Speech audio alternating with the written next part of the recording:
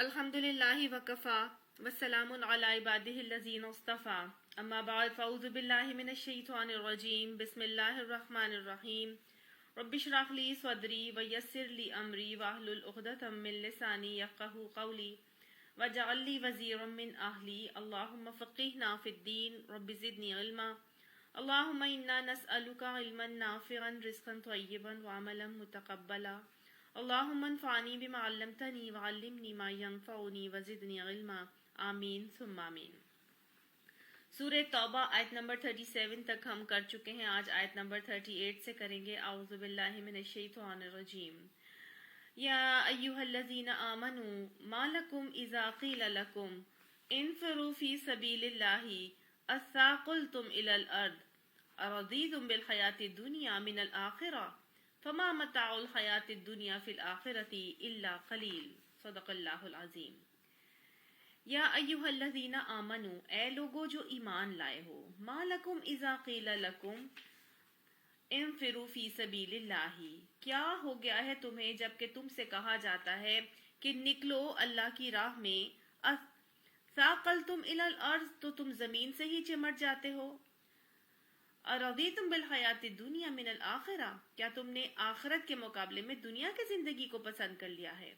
فما، اگر ایسا ہے تو پھر یاد رکھنا، فما متاع الحیات الدنیا فی الآخرۃ الا قلیل، کہ تمہیں معلوم ہونا چاہیے کہ دنیا کی زندگی کا یہ سارا ساز و سامان آخرت کے مقابلے میں بہت تھوڑا نکلے گا۔ اللہ سبحانہ تعالیٰ ایمان والوں کو جہاد بالمال اور جہاد بالنفس کی ترغیب دینے کے لیے، جہاد کرنے کے لیے ابھار رہے ہیں۔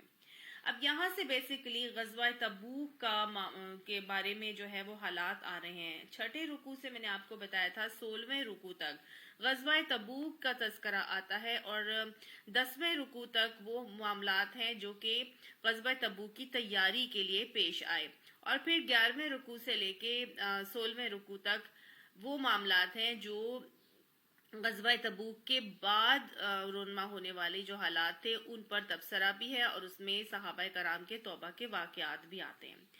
تو یہاں پر اللہ سبحانہ تعالیٰ نے وہ جو معاملات غزوہ تبوک سے پہلے پیش آ رہے تھے تو اس کے حوالے سے تذکرہ کیا ہے کہ تمہیں کیا ہو گیا ہے کہ جب تمہیں اللہ کی راہ میں نکلنے کے لیے کہا گیا تو تم زمین سے ہی چمٹ کر رہ گئے۔ غزوہ تبوک کب پیش آئی تھی، کیا اس کے حالات تھے، کیا واقعات تھے، اس کا پس منظر کیا تھا؟ ہم نے کتنی ساری اب تک صورتوں میں غزوات کے حوالے سے پڑھ لیا ہے۔ ہم نے غزوہ بدر کا پڑھا سورہ انفال میں، ہم نے اس سے پہلے سورہ آل عمران میں غزوہ احد کے بارے میں پڑھا تھا، ہم نے غزوہ حنین کے حوالے سے پڑھا، پھر اس کے بعد جو ہے اب ہمیں غزوہ تبوک کا تذکرہ یہاں پہ کیا جا رہا ہے انشاءاللہ۔ سو غزوہ خندق جو ہے وہ اچھا ہم نے وہ بھی پڑھا تھا، پڑھیں گے انشاءاللہ۔ جو کیا کہتے ہیں اسے، غزوہ بنو قریظہ ہوا وہ انشاءاللہ سورہ حشر میں پڑھیں گے، سورہ احزاب میں پڑھیں گے۔ تو اللہ تعالیٰ نے مختلف غزوات کا تذکرہ کیا۔ غزوہ تبوک کب پیش آئی، اس کے حالات جانتے ہیں، پس منظر میں کیا ہوا، کیوں یہ ہوا۔ تو جب تک کہ ہم یہ پڑھیں گے نہیں اور اس میں کیا کیا رویے ہوئے تو انشاءاللہ ہمیں سب سمجھ میں آتا جائے گا جب ہم وہ پڑھ لیں گے۔ تو میں آپ کو تھوڑا سا پس منظر بتاتی ہوں تاکہ ہمیں حالات معلوم ہو اور ہسٹری کو دہرائیں تو دیکھیں کہ 2 ہجری میں جنگ بدر ہوتی ہے، اس کے بعد 3 ہجری میں جنگ احد ہوتی ہے، 5 ہجری میں جنگ غزوہ خندق ہوتی ہے، اور اس کے بعد آپ صلی اللہ علیہ وآلہ وسلم نے یہ فرمایا کہ اب وہ تم پر حملہ نہیں کریں گے، اور ایسے ہی ہوا۔ ان لوگوں نے حملہ تو نہیں کیا، اور آپ صلی اللہ علیہ وآلہ وسلم عمرہ ادا کرنے کے لیے مکہ تشریف لے کر جاتے ہیں آپ کو، اور اس کے بعد صلح حدیبیہ کا معاملہ ہوتا ہے۔ صلح حدیبیہ ہونے کے بعد مسلمانوں کو فتح مبین عطا فرما دی گئی تھی اللہ تعالیٰ کی طرف سے، اور انہوں نے یہ پیکٹ اور ٹریٹی سائن کر دی تھی کہ اگلے 10 سال تک کوئی جنگ نہیں کی جائے گی۔ لیکن اگلے 10 سال تک جنگ نہ کرنے کا معاہدہ کرنے کے باوجود انہوں نے قبیلہ بنو حوازن اور قبیلہ جو بنو بکر اور بنو خزاعہ نے آپس میں لڑائی کر لی، اور اس کے حوالے سے جو ہے وہ معاہدہ صلح حدیبیہ کا توڑ دیا جاتا ہے۔ ابو سفیان تجدید کے لیے آتا ہے، لیکن آپ صلی اللہ علیہ وسلم اس کے معاہدے کی تجدید نہیں کرتے اور فتح مکہ کا معاملہ پیش آتا ہے۔ فتح مکہ کے بعد غزوہ حنین ہوتی ہے، اور غزوہ حنین کے بعد آپ صلی اللہ علیہ وآلہ وسلم مکہ سے مدینہ تشریف لے جاتے ہیں۔ اب آپ صلی اللہ علیہ وآلہ وسلم نے جزیرۃ العرب میں تو اپنی دین کی دعوت اور تبلیغ جو ہے وہ ہر طرف پھیلا دی ہے، لیکن اب آپ صلی اللہ علیہ وآلہ وسلم مختلف دوسرے ممالک میں، روم میں، عراق اور ایران میں، اور پھر وہ حبشہ کے پاس اور مختلف جو نجاشی کے پاس آپ صلی اللہ علیہ وآلہ وسلم اپنے خطوط ارسال کرتے ہیں اور اپنے ایمبیسڈرز کو بھیجتے ہیں کہ وہ وہاں جا کر اللہ کے نبی کا پیغام پہنچائیں۔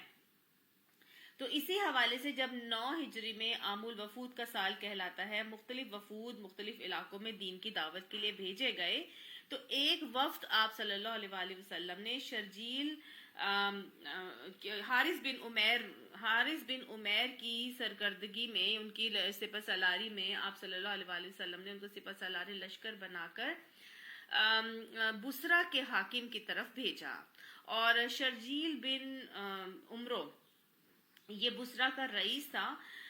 جب اس کے پاس پہنچتا ہے 15 لوگوں کا وفد پہنچتا ہے، تو وہ کیا کرتا ہے، حارث بن عمیر کو قتل کر دیتا ہے، وہاں شہید کر دیا گیا، اور صرف ایک شخص کو بچایا، کعب بن عمیر غفاری، ان کو زندہ رکھا اور ان کو بھیج دیا گیا کہ جاؤ جا کر بتا دو ہم ان کی بات، ہم تمہارے نبی کی بات ماننے کے لیے تیار نہیں۔ اب یہ تو ایک انٹرنیشنل اصول ہے کہ اگر کسی بھی قوم کا ایلچی یا ایمبیسڈر کو دوسری قوم کے افراد اگر قتل کر دیں، تو وہ اس قوم کی طرف سے اوپن اناؤنسمنٹ ہوتا ہے، اعلان جنگ ہوتا ہے بیسیکلی، کہ آپ ہماری طرف سے لڑائی کرنے کے لیے تیار ہو جائیں، ہمیں آپ کی بات منظور نہیں ہے۔ تو اس کے حوالے سے پھر آپ صلی اللہ علیہ وآلہ وسلم نے جنگی تیاری کا حکم دیا، اور 3000 کا مجاہدین کا لشکر تیار کیا گیا۔ حضرت زید بن حارثہ کو اس کا لشکر کا سربراہ بنایا گیا، اور موتا کے مقام پر جا کے ان کی لڑائی اور جھڑپ جو ہے وہ ان رومنز کے ساتھ ہوتی ہے۔ اب آپ صلی اللہ علیہ وسلم کا پیغام جو ہے وہ اس زمانے کی سپر پاورز کی طرف پہنچ رہا ہے کہ اب جو ہے ان کے پاس جا کے اللہ کا دین پہنچایا جائے۔ رومنز کے پاس اس زمانے میں عیسائیوں کے پاس روم تھا۔ اب یہ رومنز اس زمانے کی چونکہ سپر پاور تھی، اور اس کی یہاں سے اس کا جو شاہ غسان تھا، اس نے کہا کہ ٹھیک ہے، میں بھی تمہارے، ہرکل نے بلکہ کہا کہ میں بھی تمہیں اپنی فوجیں بھیجوں گا، تو ٹھیک ہے تم جاؤ اور تم ان کے ساتھ لڑو۔ تو 1 لاکھ کا لشکر لے کے یہ پہنچے موتا کے مقام پر مسلمانوں کے ساتھ لڑائی کرنے کے لیے۔ آپ صلی اللہ علیہ وآلہ وسلم نے جو 3000 صحابہ کرام کا لشکر تیار کیا تھا، وہ اس کے لیڈر کون ہیں؟ زید بن حارثہ۔ اور زید بن حارثہ کے بعد آپ صلی اللہ علیہ وآلہ وسلم نے یہ انسٹرکشنز دے کے بھیجا تھا کہ اگر زید بن حارثہ کو شہید کر دیا جائے تو پھر علم حضرت جعفر بن ابی طالب کے ہاتھ میں ہوگا، اور اگر جعفر بن ابی طالب کو بھی شہید کر دیا جائے تو پھر علم جو ہے وہ عبداللہ بن رواحہ اٹھا لیں گے، اور اگر عبداللہ بن رواحہ بھی کو بھی شہید کر دیا گیا تو پھر جو چاہے جو ہے وہ لشکر کی کمان سنبھال لے۔ اب آپ صلی اللہ علیہ وسلم ان کو باقاعدہ طور پر انڈیکیشن دے رہے ہیں اور بتا رہے ہیں کہ بھئی شاید تمہیں شہید کر دیا جائے، لیکن پھر بھی وہ ڈر نہیں رہے اور سینہ سپر ہو کر لڑنے کے لیے پہنچ جاتے ہیں۔ ادھر سے کتنے لوگ آ رہے ہیں رومنز لڑنے کے لیے؟ 1 لاکھ کا لشکر ہے، اور یہاں صرف 3000، تو گویا 1:33 کا ریشیو تھا، اور مسلمانوں کے پاس تو ظاہر ہے تعداد اور نفری بھی کم تھی اور اسلحہ اور ہتھیار بھی کم تھا، لیکن بس اللہ کی مدد اور اللہ کے توکل کے سہارے وہ جاتے ہیں لڑنے کے لیے، اور باقاعدہ طور پر ایسی لڑائی کی جاتی ہے کہ مسلمان اس میں شہید بھی ہوتے ہیں لیکن فتح یاب ہو کر واپس پلٹتے ہیں۔ اور یہ وہی واقعہ ہے کہ جو حدیث میں باقاعدہ طور پر پوری طرح نیریٹ کیا گیا ہے کہ آپ صلی اللہ علیہ وسلم صحابہ کرام کے درمیان میں مدینہ میں بیٹھے ہوئے ہیں، اور آپ صلی اللہ علیہ وسلم کے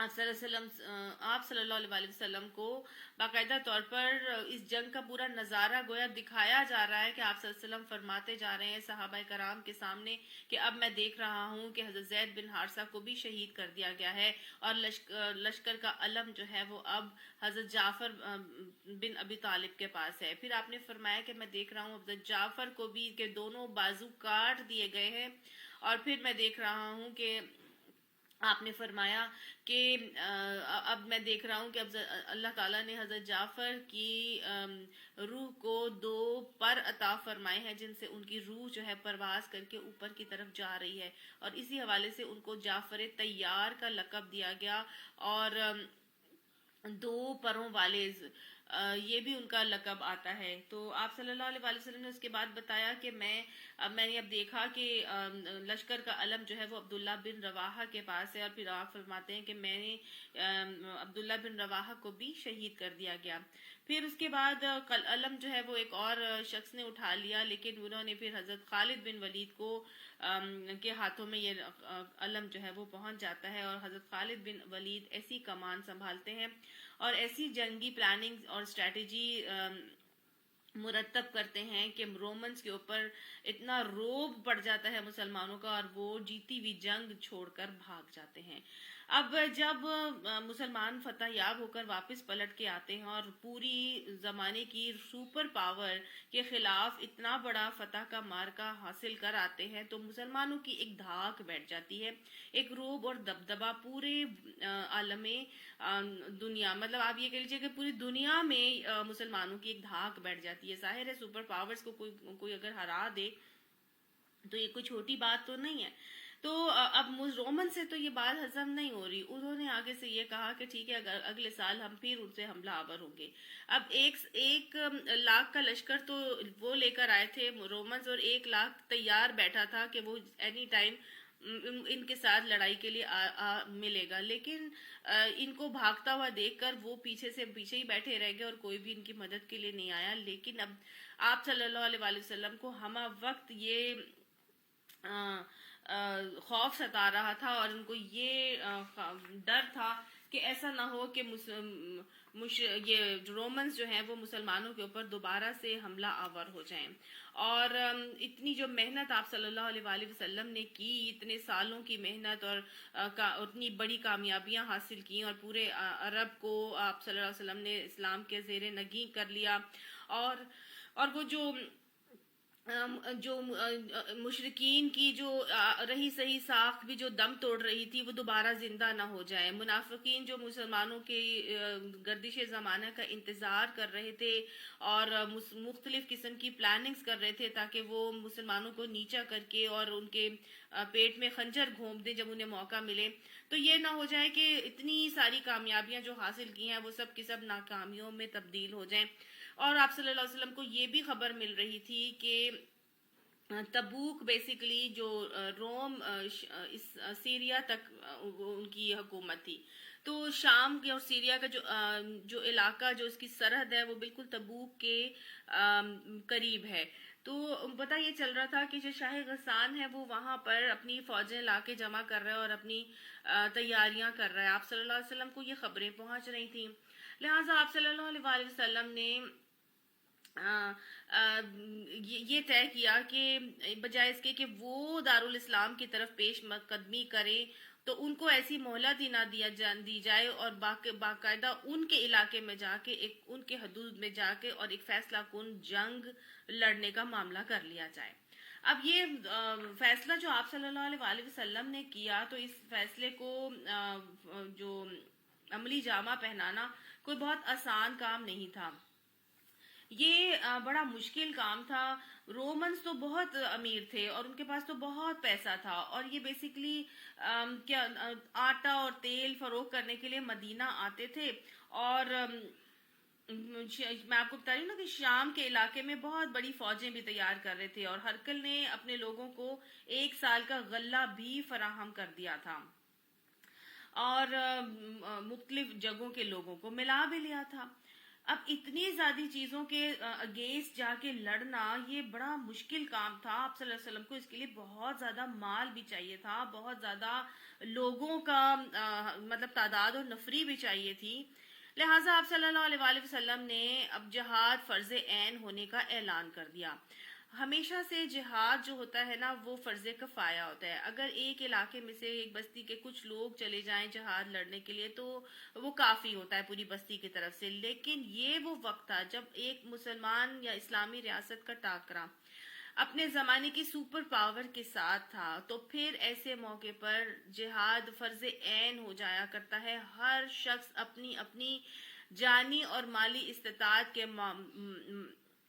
حساب سے اس کے اندر اپنا رول پلے کرتا ہے اور اپنا پارٹ پلے کرتا ہے. تو آپ صلی اللہ علیہ وآلہ وسلم نے پوری جنگی تیاری کا اعلان کر دیا. پورے قبائل عرب کو اہل مکہ کو بھی پیغام دے دیا کہ وہ لڑائی کے لیے نکل کھڑے ہوں. اور آپ صلی اللہ علیہ وسلم ہمیشہ اپنے پلان کو صیغہ راز میں رکھتے تھے, لیکن اس مرتبہ آپ نے صاف صاف اعلان فرما دیا کہ ہمارا ارادہ جو ہے وہ رومنز کے ساتھ جنگ کرنے کا ہے, تاکہ لوگ پراپر اپنی تیاری کر لیں. اور آپ صلی اللہ علیہ وآلہ وسلم نے اس حوالے سے تیاری کرنے کے لیے سب کو اپنی جان سے بھی اور مال سے بھی بیچ میں جہاد میں حصہ لینے کا حکم دیا. تو اسی حوالے سے اللہ تعالیٰ نے یہ کہا کہ تمہیں کیا ہو گیا ہے کہ جب تم سے اللہ کی راہ میں جہاد کرنے کے لیے کہا جاتا ہے تو تم زمین سے ہی چمٹ کے رہ جاتے ہو. آپ صلی اللہ علیہ وآلہ وسلم نے جان سے جہاد کرنے کے لیے بھی کہا اور مالوں کے ساتھ جہاد کرنے کے لیے بھی کہا. اور یہ وہ وقت تھا کہ جب سے جہاد فرض عین ہونے کے باوجود بھی کسی شخص نے اگر اس میں حصہ لینے سے روکا رہا تو پھر اس شخص کو منافقت کا لیبل لگا دیا گیا, کیونکہ اللہ کو وہ لوگ پسند نہیں تھے جو نبی کی پکار پر لبیک کہنے کے بجائے زمین سے چمٹ کر رہ گئے. تو مختلف قسم کے واقعات رونما ہوئے, کوئی آگے بڑھ کے گیا, کوئی پیچھے رہ گیا, کسی نے سستی دکھائی, کسی نے ٹھٹھے لگائے, کسی نے مذاق اڑایا, مختلف قسم کے معاملات دیکھنے کو آئے. اور کسی نے جان سے زیادہ بڑھ کر اپنا سواریاں بھی پیش کی اور اپنا مال بھی پیش کیا اور خود بھی جو ہے وہ اس کے اندر شامل ہوا. پہلے تو جن لوگوں کے پاس نہیں تھیں چیزیں یا سواریاں نہیں تھیں تو وہ آپ صلی اللہ علیہ وسلم کے پاس آ کے کہتے یا صحابہ کرام کے پاس جا کے کہتے, تو وہ جو امیر صحابہ کرام تھے وہ اپنی اپنی سواریاں ان کو دے دیتے رہے. کچھ لوگوں نے منع کر دیا اور کچھ لوگوں نے جو ہے وہ خود آگے بڑھ کر بھی دیا اور لوگوں کی ہیلپ بھی کی. جس میں حضرت عثمان بن عفان نے ایک دفعہ آپ صلی اللہ علیہ وآلہ وسلم کے نے جب اعلان کیا تو آپ صلی اللہ علیہ وآلہ وسلم نے یہ اعلان کیا تو وہ 1000 درہم کی تھیلی لے کر آگے اور آگے آپ صلی اللہ علیہ وسلم کے ہاتھ میں رکھ ڈال دی. آپ کی وسلم کی گود میں پھینکی تو آپ صلی اللہ علیہ وسلم سے ہاتھوں سے الٹ پلٹ کر کے دیکھنے لگے اور فرمانے لگے آج کے بعد عثمان جو چاہیں کریں ان کو کوئی نقصان نہیں ہوگا. اور یہ بات آپ نے بار بار دہرائی. اور پھر آپ حضرت عثمان نے پھر ایک پورا کا پورا قافلہ تیار کیا جس کے اندر 100 اونٹ آپ صلی اللہ علیہ وسلم نے جب انہوں نے آپ صلی اللہ علیہ وسلم کو 100 اونٹ دیے. پھر اس کے بعد ایک قافلے کا آتا ہے کہ ایک قافلے میں 200 اونٹ دیے اور 200 اوقیہ یعنی کہ 29.5 کلو چاندی وہ ساری آپ صلی اللہ علیہ وسلم کو دے دی. اس کے بعد آپ صلی اللہ علیہ وسلم نے جب پکار لگائی کون اس کے اندر آؤ اور آ کے جان و مال سے اپنا حصہ ڈالو, تو انہوں نے 100 اونٹ اور دے دیے, پھر 100 اونٹ اور دے دیے, پھر 100 اونٹ اور دیے. مطلب کہا جاتا ہے اور مسند احمد میں آتا ہے کہ انہوں نے 800 اونٹ جو ہے وہ ایک ہی سیٹنگ میں آپ صلی اللہ علیہ وسلم کو دے دیے تھے. اور آپ صلی اللہ علیہ وآلہ وسلم نے جو ان کے حوالے سے جو پوری کی پوری آتی ہے کتنا انہوں نے دیا تھا, تو 1/3 قافلے کا پورا خرچہ انہوں نے اٹھایا. 900 اونٹ ان کی طرف سے گئے اور 100 گھوڑے ان کی طرف سے اس پوری کی پوری جنگ کے اندر گئے. یہ وہ وقت تھا جب نہ صرف عثمان غنی نے بلکہ بہت سارے صحابہ کرام نے اپنے بے شمار خوبصورت طریقے سے اس میں اپنا حصہ ڈالا. یہ اتنا آسان کام نہیں تھا کہ جب آپ صلی اللہ علیہ وسلم کی طرف سے یہ پکار لگائی گئی کہ ہمیں یہاں پر نکلنا ہے تو یہ وقت وہ تھا کہ جب شدید گرمی تھی اور سخت ترین گرمی میں لوگ قحط کا شکار ہو گئے تھے، اور اتنی آزمائش تھی ان کے اوپر، اور گرمی کے بعد ظاہر ہے ان کی فصلیں پکتی تھیں، تو ان کو یہ ایک آس اور امید تھی کہ اب فصلیں بالکل تیار ہیں اور اب ہمیں فصل اترے گی تو ہمارا قحط کا معاملہ جو ہے وہ جو ٹھیک ہو جائے گا، تو انہیں ایک آس اور امید بھی تھی۔ اچھا، رومن سے لڑنا بہت مشکل ایک مرحلہ تھا، اور رومنز کا جو پورا کا پورا ڈسٹنس تھا وہ تقریباً یہ 800 میل یا 900 کلومیٹر کے حوالے سے آتا ہے کہ یہ اتنا دور ہے مدینہ سے، تو سفر بھی بہت لمبا تھا، بڑا دشوار گزار بھی تھا، سپر پاور کے ساتھ لڑنا تھا، اور یہ وہ رستہ تھا جہاں پر یہ پہلے ابھی تک نہیں گئے تھے۔ باقی تو عرب قبائل کے ساتھ ان کی جو لڑائیاں ہوئی ان راستوں سے تو یہ واقف تھے، اور نہ ہی وہ اتنے زیادہ لمبے راستے ہوتے تھے، لیکن یہ راستہ بہت دشوار گزار تھا، اور پلس ان کو اپنی تجارت کے حوالے سے بہت زیادہ دلوں میں جو ہے وہ ایک خوبی بھی تھی کہ بھئی اب آس تھی کہ اب ہماری قحط ختم ہوگا، اور ہم اپنی بھوک اور پیاس کو ختم کر کے جو ہے وہ اب ہماری آسودگی کا معاملہ ہوگا، تو ایک یہ ان کو تھا۔ پھر تیسری بات ان کے اندر یہ تھی کہ گرمی بہت زیادہ تھی، اور اتنے لمبے سفر میں گرمی میں جانا، یہ کوئی اپنی جان جوکھوں کو ڈالنا یہ بھی کوئی اتنا آسان نہیں تھا، تو ہر طرح کی اپریہنشنز ان کے دماغ میں آ رہی تھیں، لیکن پھر بھی مسلمانوں کے رویے جو انہوں نے کس طرح سے آگے بڑھ بڑھ کے اس میں اپنا حصہ ڈالا۔ عبد الرحمن بن عوف کے بارے میں آتا ہے کہ یہ بھی اپنے گھر کا پورا ہی سامان لے کر آ گئے تھے، اور اتنا زیادہ سامان لے کر آئے تھے، 200 اوقیہ تقریباً 29.5 کلو چاندی لے کر آئے، اور جب آپ صلی اللہ علیہ وآلہ وسلم نے ان سے پوچھا کہ عبد الرحمن تم کتنا لے کر آئے ہو، تو انہوں نے کیا گھر والوں کے لیے بھی کچھ چھوڑ کر آئے ہو، تو آپ نے صلی اللہ علیہ وسلم کو انہوں نے کہا کیا اللہ نے اپنی راہ میں دینے کے والوں کو بہتر دینے کا وعدہ نہیں کیا، تو انہوں نے بھی اپنے گھر کا پورا سامان دے دیا تھا۔ پھر حضرت ابو بکر صدیق یہ بھی اپنے گھر کا پورا ہی سامان لے کر حاضر ہو گئے، اور آپ صلی اللہ علیہ وسلم نے ان سے پہلے حضرت عمر آئے تھے، اور حضرت عمر نے اپنا جب آس پاس نظر دوڑائی تو انہوں نے کہا ہاں آج تو میرے پاس کافی مال ہے، اور اب میں جو ہے نا انشاءاللہ اس دفعہ میں حضرت ابو بکر سے سبقت لے ہی جاؤں گا اور میں جیت ہی جاؤں گا، تو وہ اپنے گھر کا آدھا سامان لے کر آپ صلی اللہ علیہ وسلم کے پاس آ جاتے ہیں، جس کی بہت زیادہ ویلیو تھی۔ آپ صلی اللہ علیہ وسلم جب دیکھتے ہیں کہ اتنا سامان حضرت عمر لے کر آ گئے ہیں، تو حضرت عمر سے پوچھتے ہیں عمر کتنا سامان لے کر آئے ہو، تو حضرت عمر آگے سے کہتے ہیں یا رسول اللہ آدھا مال لے کر آیا ہوں اور آدھا گھر والوں کے لیے چھوڑ کر آئے ہوں۔ اب بہت فنی خان جیسے بنتے ہیں نا اپنے آپ کو کہ بھئی اب تو میرے سے کوئی جیت نہیں سکے گا، حضرت ابو بکر ہار جائیں گے، تو تھوڑی دیر میں دیکھتے ہیں حضرت ابو بکر آ رہے ہیں اور اپنا سامان سارا جتنا بھی لائے ہیں لا کے آپ صلی اللہ علیہ وسلم کی خدمت میں رکھ دیتے ہیں، تو ان کا سامان نو ڈاؤٹ حضرت عمر کے سامان سے کم تھا، تو حضرت ابو بکر کے مالی حالات کا تو حضور صلی اللہ علیہ وسلم کو بہت اچھی طرح سے اندازہ تھا، تو دیکھ کر کہنے لگے، سوال کا دیکھیں ڈیفرنس، کیا حضرت عمر سے سوال کیا تھا کتنا لے کر آئے ہو، اور حضرت ابو بکر سے سوال یہ کرتے ہیں ابو بکر گھر والوں کے لیے کیا چھوڑ کر آئے ہو، تو حضرت ابو بکر آگے سے فرماتے ہیں یا رسول اللہ صلی اللہ علیہ وآلہ وسلم گھر والوں کے لیے اللہ کے رسول کا نام چھوڑ کر آیا ہوں، اللہ اور اس کے رسول کا نام چھوڑ کر آیا ہوں۔ اور یہ جب انہوں نے سنا حضرت ابو عمر نے، تو فاستبقوا الخیرات کے حوالے سے وہ کہتے ہیں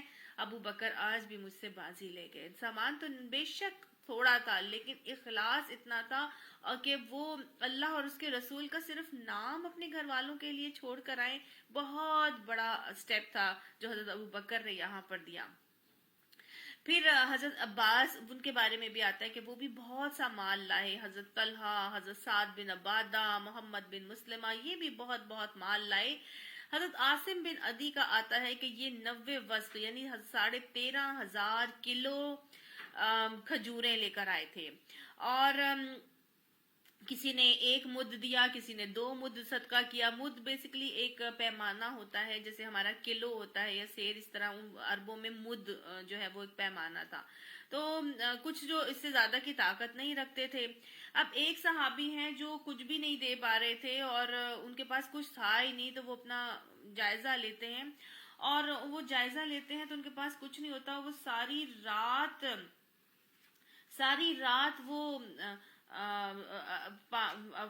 اپنی محنت کرتے ہیں اور مزدوری کرتے ہیں، اور بس تھوڑا سا مال ان کو ملتا ہے. اور وہ 1 سا کھجوریں ملتی ہیں، اور آدھا سا اپنے گھر والوں کے لیے لے کے آتے ہیں، اور آدھا سا چھوڑ کے آتے ہیں، اور آپ صلی اللہ علیہ وسلم کے پاس آدھا سا لے کر آ جاتے ہیں اور لا کے دیتے ہیں. تو یا رسول اللہ صلی اللہ علیہ وسلم، میرے پاس بس یہی آدھا سا کھجوریں ہیں. تو آپ صلی اللہ علیہ وسلم ان آدھا سا کھجوروں کو سارے کے سارے مال کے اوپر بکھیر دیتے ہیں. منافق ٹھٹھا لگانے لگ جاتے ہیں کہ یہ جا رہے رومنس کے ساتھ لڑنے کے لیے اور اتنی سی کھجوروں کے ساتھ لڑ کر آئیں گے. آپ صلی اللہ علیہ وسلم نے جب یہ کھجوریں ساری کے سارے مال پر بکھیری، وہ آپ صلی اللہ علیہ وسلم نے یہ شو کر دیا کہ جہنم کی آگ سے بچو، چاہے کھجور کا ایک ٹکڑا ہی دے کر صحیح. اخلاص کے ساتھ خرچ کیا ہوا مال جہنم کی آگ سے بچانے کے لیے کافی ہو جاتا ہے. تھوڑا یا زیادہ اللہ نہیں دیکھتا، اللہ کوانٹٹی نہیں دیکھتا، بلکہ اللہ سبحانہ تعالیٰ کوالٹی دیکھتا ہے. اور یہ ان کی بہت بڑی کوالٹی تھی کہ وہ پوری رات جو ہے وہ اسی شوق میں صرف کر کے اور تھوڑا سا مال کماتے ہیں کہ میں اس میں اللہ کی راہ میں کچھ دے دوں. اچھا، ایک اور صحابی ہیں حضرت البا بن زید.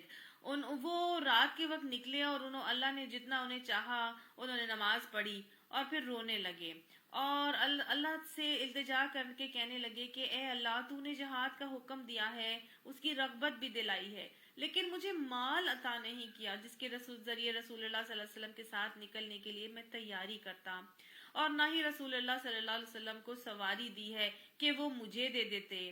اے اللہ، میں ہر اس مسلمان کو پھر معاف کرتا ہوں جس نے میرے مال یا جسم یا عزت پر زیادتی کی ہوگی. اب ان کو اور تو کچھ سمجھ ہی نہیں آ رہا کہ نہ میرے پاس مال ہے، نہ میرے پاس سواری ہے، نہ میں کہیں سے لے سکتا ہوں. تو ٹھیک ہے اللہ، پھر میں اس کو معاف کر دیتا ہوں جس نے میرے مال یا میرے جسم یا میری عزت پر زیادتی کی ہوگی. میری طرف سے سب معاف ہو گئے. مطلب انہیں کچھ سمجھ نہیں آ رہا، تو بس انہوں نے ہر ایک کو معاف کر دیا اپنی طرف سے. اب صبح ہوئی تو حضور صلی اللہ علیہ وسلم صحابہ کرام کے ساتھ جمع ہوئے. تو آپ صلی اللہ علیہ وسلم نے پوچھا کہ آج کی رات صدقہ کرنے والا کہاں ہے؟ تو کوئی بھی کھڑا نہیں ہوا. کسی نے بھی نہیں کہا کہ میں نے رات کو صدقہ کیا ہے. آپ صلی اللہ علیہ وسلم نے پھر وہی بات دہرائی کہ آج کی رات صدقہ کرنے والا کہاں ہے، وہ شخص کھڑا ہو جائے.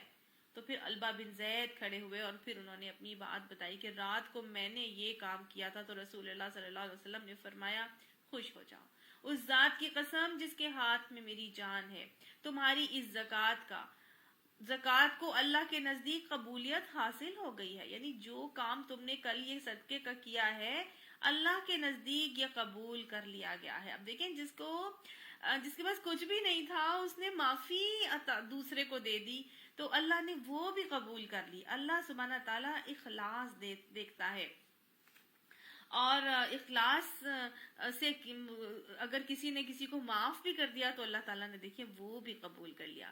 اب مردوں کے ساتھ تو یہ قسم کے معاملات ہو رہے تھے، لیکن عورتوں کے ساتھ کیا معاملہ ہوئے؟ عورتوں نے بھی اس جہاد میں بڑھ چڑھ کر حصہ لیا تھا. بلکہ روایت آتی ہے کہ حضرت عائشہ کے گھر میں ایک چادر بچھا دی گئی تھی اور آپ صلی اللہ علیہ وسلم نے پکار لگا دی تھی. تو لوگ، حضرت عائشہ فرماتی ہیں کہ میں نے دیکھا کہ اس چادر کے اوپر لوگوں کے، عورتوں کی انگوٹھیاں بھی تھیں، بازو بند بھی تھے، کنگن بھی تھے، پازیب بھی تھے، بالیاں بھی تھیں، اور جو گلو بند ہیں وہ بھی اس کے اندر تھے. مطلب جس کی پہنچ میں جتنا بھی تھا انہوں نے بڑھ بڑھ کر اپنی آپ صلی اللہ علیہ وسلم کی خدمت میں بھیجا اور جہاد میں اپنا حصہ اور کردار ادا کیا، اور اپنا ہاتھ نہیں روکا اور نہ ہی بخل سے کام لیا. ایک خاتون تھی جنہوں نے وہ آتا نا، لن تنالوا البر حتی تنفقوا مما تحبون، کہ تم نیکی کو نہیں پہنچ سکتے جب تک کہ تم اپنی دل پسند چیزوں کو اللہ کی راہ میں خرچ نہ کرو. تو وہ اپنا ایک شیر خوار چھوٹا سا بچہ لے کر آ جاتی ہیں اور وہ کہتی ہے، یا رسول اللہ، میرے پاس بس یہی چیز ہے، نہ میرے پاس کوئی مرد ہے اس کے علاوہ کہ میں آپ کے ساتھ جہاد پہ اس کو بھیج سکوں، اب یہی ہے چھوٹا سا بچہ، آپ اس کو لے جائیں۔ صحابہ نے کہا، آپ صلی اللہ علیہ وسلم نے بھی فرمایا کہ بھئی ہم اس کو چھوٹے سے بچے کو کیا کریں گے؟ تو انہوں نے آگے سے کہا، یا رسول اللہ صلی اللہ علیہ وسلم، اس کے بازو میں اتنا دم نہیں ہے کہ یہ تلوار چلائے یا یہ آپ کے لیے ڈھال اٹھائے، لیکن آپ صلی اللہ علیہ وسلم کی طرف اگر کوئی تیر آئے گا تو آپ اس کو اپنے لیے ڈھال بنا لیجئے گا۔ اپنے سب سے بہترین چیز کو وہ لا کے آپ صلی اللہ علیہ وسلم کی خدمت میں پیش کر دیتی ہیں۔ تو یہ ہمیں واقعات ان کے نظر آتے ہیں۔ اس سے ہمیں کیا سبق ملتا ہے کہ جتنی جس کی استطاعت ہو وہ استطاعت سے بڑھ کر اپنا کردار جہاد کے اندر لگانا شروع ہو جائے اور لگائے۔ اللہ تعالیٰ سب کے ان معاملات کو قبول بھی فرمائے، اور اللہ تعالیٰ ہمیں ہماری اولادوں کو بھی جہاد فی سبیل اللہ کے لیے تیار کرنے والا خوش نصیب بنائے اور ان کو بھیجنے والا بنائے، ان کو دین کی اشاعت، تبلیغ اور نفاذ اور اس کی حفاظت کے لیے تیار کرنے والی مائیں ہمیں اللہ سبحانہ تعالیٰ بنا دے۔ اللہ ہماری اولادوں کو بھی دین حق کے لیے قبول فرما لے۔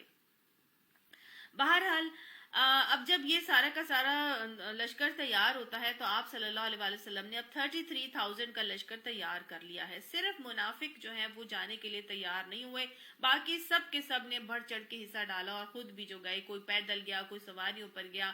جتنی سواریاں ہو گئیں تو اتنی سواریاں تھیں کہ 30,000 یا 33,000 بھی آتا ہے، اور ایک ایک سواری کے لیے 18 آدمیوں پر ایک ایک اونٹ کی سواری تھی، جس پر یہ 12 باری باری یہ لوگ سوار ہوتے تھے۔ پھر کھانے پینے کی بہت تنگی تھی، اتنا زیادہ تنگی تھی، اتنی زیادہ تنگی کہ اکثر اوقات ایسا ہوا کہ درختوں کی پتیاں تک ان کو استعمال کرنی پڑی، اور ہونٹوں چوس کے جو ہے نا ہونٹوں پر ورم بھی آ جاتا رہا ان کا۔ اس حوالے سے ان کو اس لشکر کا نام جیش اسرت یعنی تنگیش کا لشکر بھی اس لشکر کو کہا جاتا ہے، کیونکہ قلت بہت زیادہ تھی اور لوگ اب 33,000 کے قریب اگر وہ لوگ سب جا رہے ہیں تو اتنا آسان نہیں تھا، اور یہ پورا کا پورا راستہ جو ہے یہ بہت لمبا راستہ تھا۔ تقریباً آپ کو میں نے بتایا نا کہ 800 میل کا راستہ تھا، یہ بہت لمبا راستہ تھا۔ آپ صلی اللہ علیہ وسلم اپنے صحابہ کرام کے ساتھ رات کو سفر کرتے تھے، اور آپ نے فرمایا تھا رات کو سفر کیا کرو، کیونکہ اللہ تعالیٰ رات کو زمین کو لپیٹ دیتے ہیں۔ تو رات کو آپ صلی اللہ علیہ وسلم اس میں سفر کرتے تھے، اور دن کے وقت یہ لوگ پڑاؤ کرتے تھے، کیونکہ شدید قسم کی گرمی تھی، اور اتنی گرمی میں سفر کرنا بہت مشکل تھا، اور آلموسٹ ڈیلی یہ تقریباً 45 میل رات کے وقت چلا کرتے تھے، پوری رات میں 45 میل کا راستہ یہ طے کرتے تھے، اور اس طرح یہ 20 دن میں وہاں تک پہنچے تھے۔ اب 20 دن میں انہوں نے 20 جگہ پر پڑاؤ کیا تھا، اور 20 ہی جگہوں پر جہاں انہوں نے پڑاؤ کیا تھا آج وہاں پہ مساجد موجود ہیں۔ 20 دنوں میں یہ تبوک تک پہنچے، اور تبوک میں جا کے اب انہوں نے وہاں پر پڑاؤ کیا، لیکن راستے میں جو دیار سمود تھا، جو اصحاب ہجر کا جگہ تھی، قوم سمود کا مسکن جو تھا، وہاں پر سے یہ گزرتے ہیں جنہوں نے پہاڑوں کو تراش کر مکانات بنائے تھے۔ تو صحابہ کرام نے وہاں کے کنویں سے پانی لے لیا، تو آپ صلی اللہ علیہ وسلم نے منع کیا، انہوں نے کہا یہاں کا پانی نہ پینا، اور نہ ہی اس سے نماز کے لیے وضو کرنا، اور جو آٹا بھی تم نے گوندھ رکھا ہے نا اس کو جانوروں کو کھلا دو، وہ خود نہیں کھانا۔ اور آپ صلی اللہ علیہ وسلم نے یہ حکم دیا کہ وہ اس کنویں سے پانی لو جس سے حضرت صالح علیہ السلام کی اونٹنی پانی پیا کرتی تھی۔ تو آپ صلی اللہ علیہ وسلم نے اس کے علاوہ جب وہ لوگ ان کے گھروں میں قوم سمود کے گھروں میں گھسنے لگے تو آپ صلی اللہ علیہ وسلم نے ان کو فرمایا کہ ان ظالموں کی جائے سکونت میں داخل نہ ہونا، کہیں تم پر بھی وہی مصیبت نہ آ پڑے جو ان پر آئی تھی، ہاں مگر روتے ہوئے۔ پھر آپ صلی اللہ علیہ وسلم نے اپنا سر ڈھکا اور تیزی سے وہاں سے چل کر وادی کو پار کر گئے۔ اور پھر اس کے علاوہ آپ صلی اللہ علیہ وسلم ایک ایسی جگہ پر پہنچے تبوک میں ہی کہ وہاں پر خوب ان کو پیاس لگ رہی تھی، تو آپ صلی اللہ علیہ وسلم سے حضرت ابو بکر نے التجا کی کہ یا رسول اللہ آپ ہمارے لیے دعا کریں، سب کو بہت پیاس ہے۔ تو آپ صلی اللہ علیہ وسلم نے دعا کی اور اللہ تعالیٰ نے بادل بھیجا اور بارش ہوئی اور لوگوں نے خوب سیر ہو کر پانی پیا اور ضرورت کا پانی بھی لاد لیا۔ تبوک کے قریب جب پہنچے تو پھر آپ صلی اللہ علیہ وسلم نے فرمایا تھا کہ کل انشاءاللہ تم لوگ تبوک کے چشمے پر پہنچ جاؤ گے، لیکن چاش سے پہلے نہیں پہنچو گے، لہٰذا جو شخص وہاں پر پہنچے اس کے پانی کو ہاتھ نہ لگائے، اس چشمے کے پانی کو، یہاں تک کہ میں نہ آ جاؤں۔ پھر آپ صلی اللہ علیہ وآلہ وسلم وہاں پر گئے تو آپ صلی اللہ علیہ وآلہ وسلم نے چشمے سے چلو کے ذریعے تھوڑا سا پانی نکالا، جو کہ بہت تھوڑا تھوڑا آ رہا تھا، تو تھوڑا بہت پانی جب جمع ہو گیا پھر رسول اللہ صلی اللہ علیہ وسلم نے اس میں اپنا چہرہ اور ہاتھ دھویا، اور پھر اسے اس پورے پانی کو چشمے میں انڈیل دیا، اور جیسے ہی آپ صلی اللہ علیہ وسلم نے چشمے میں پانی انڈیلا وہاں سے خوب چشمے بھر بھر کے پانی آنے لگا، اور صحابہ کرام نے خوب سیر ہو کر پانی بھی پیا۔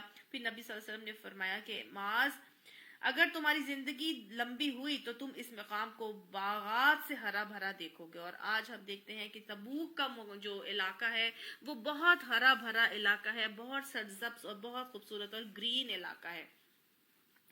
پھر آپ صلی اللہ علیہ وآلہ وسلم نے راستے میں یا پھر تبوک پہنچ کر، مختلف روایات ہیں جس میں اختلاف بھی پایا جاتا ہے، آپ نے فرمایا تھا کہ آج تم پر سخت آندھی چلے گی، لہٰذا کوئی نہ اٹھے اور جس کے پاس اونٹ ہو وہ اس کی رسی مضبوطی سے باندھ دے۔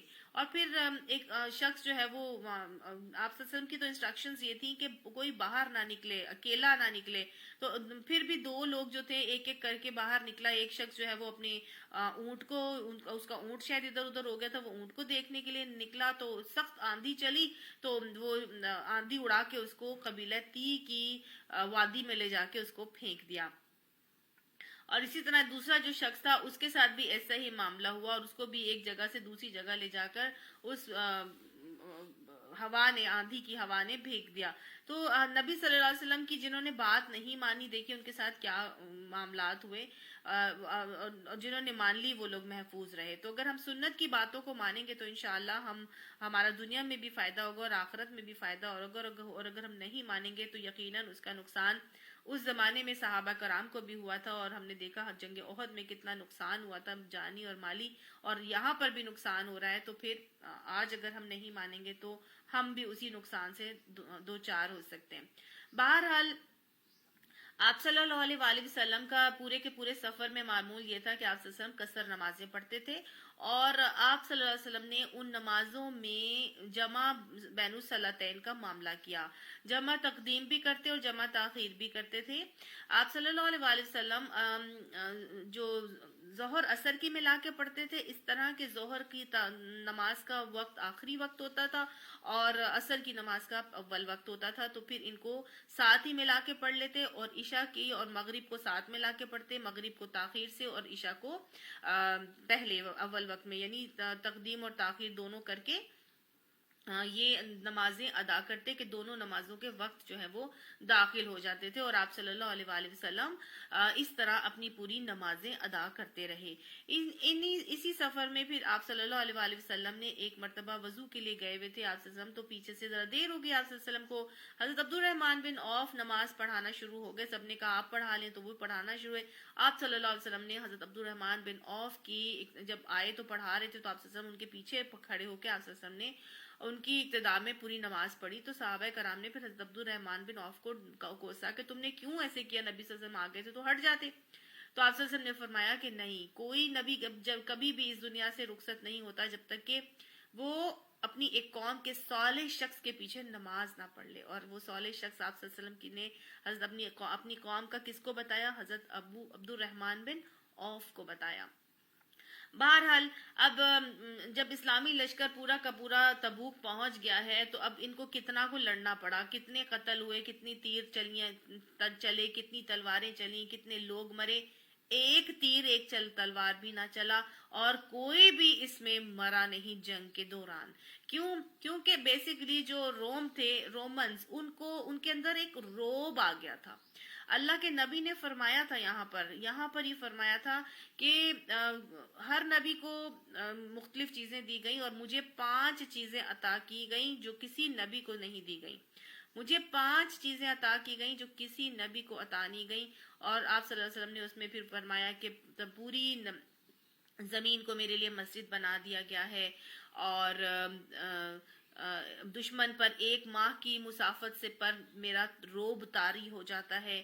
پھر مال غنیمت کو میرے لیے حلال کر دیا گیا, میرے لیے شفاعت کو مختص کر دیا گیا کہ میں آخرت میں اپنی امت کے لیے شفاعت کروں گا.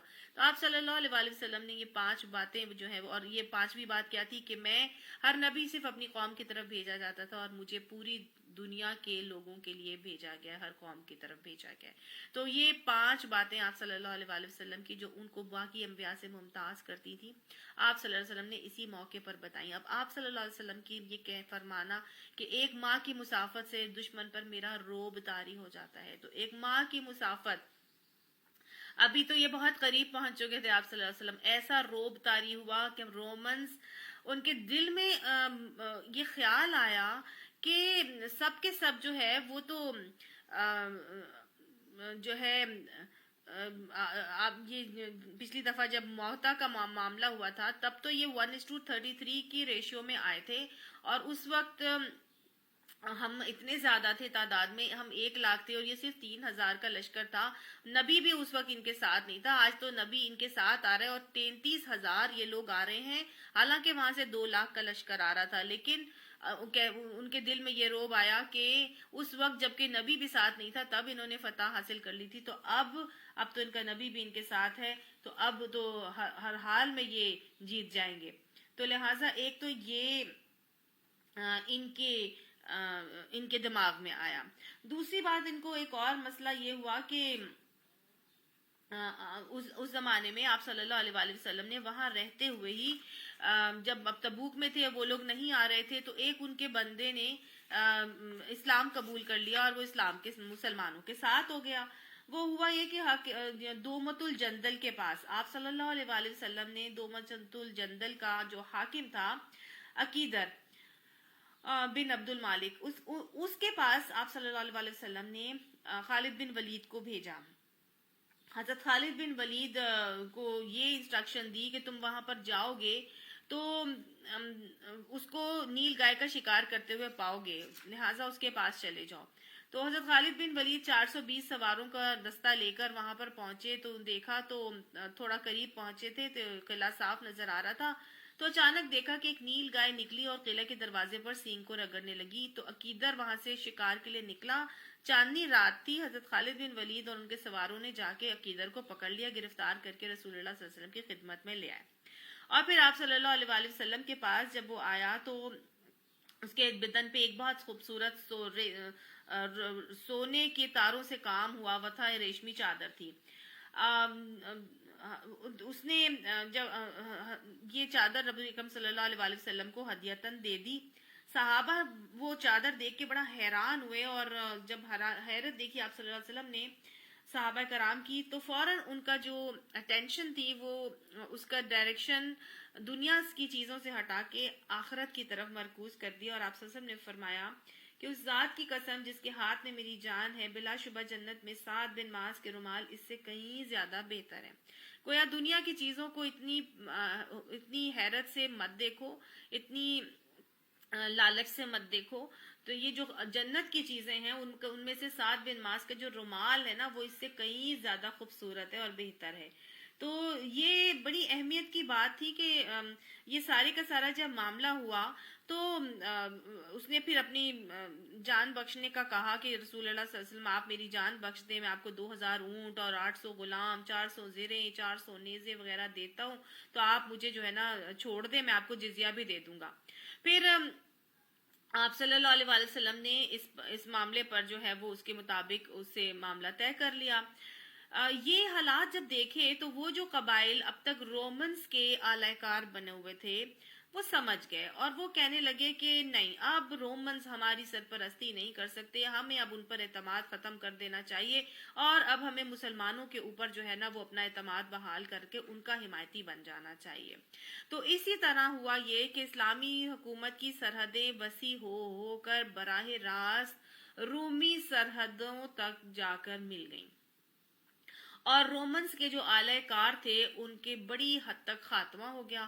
جب ہر کوئی اسلام کے حلیف بنتے جا رہے ہیں، مسلمانوں کے حلیف بنتے جا رہے ہیں، تو رومنز کے دلوں میں بہت روب آیا اور وہ اپنی ساری کی ساری ہمت اور طاقت ان کی جواب دے گئی، اور انہوں نے آنے سے ہی، لڑائی کرنے سے ہی انکار کر دیا.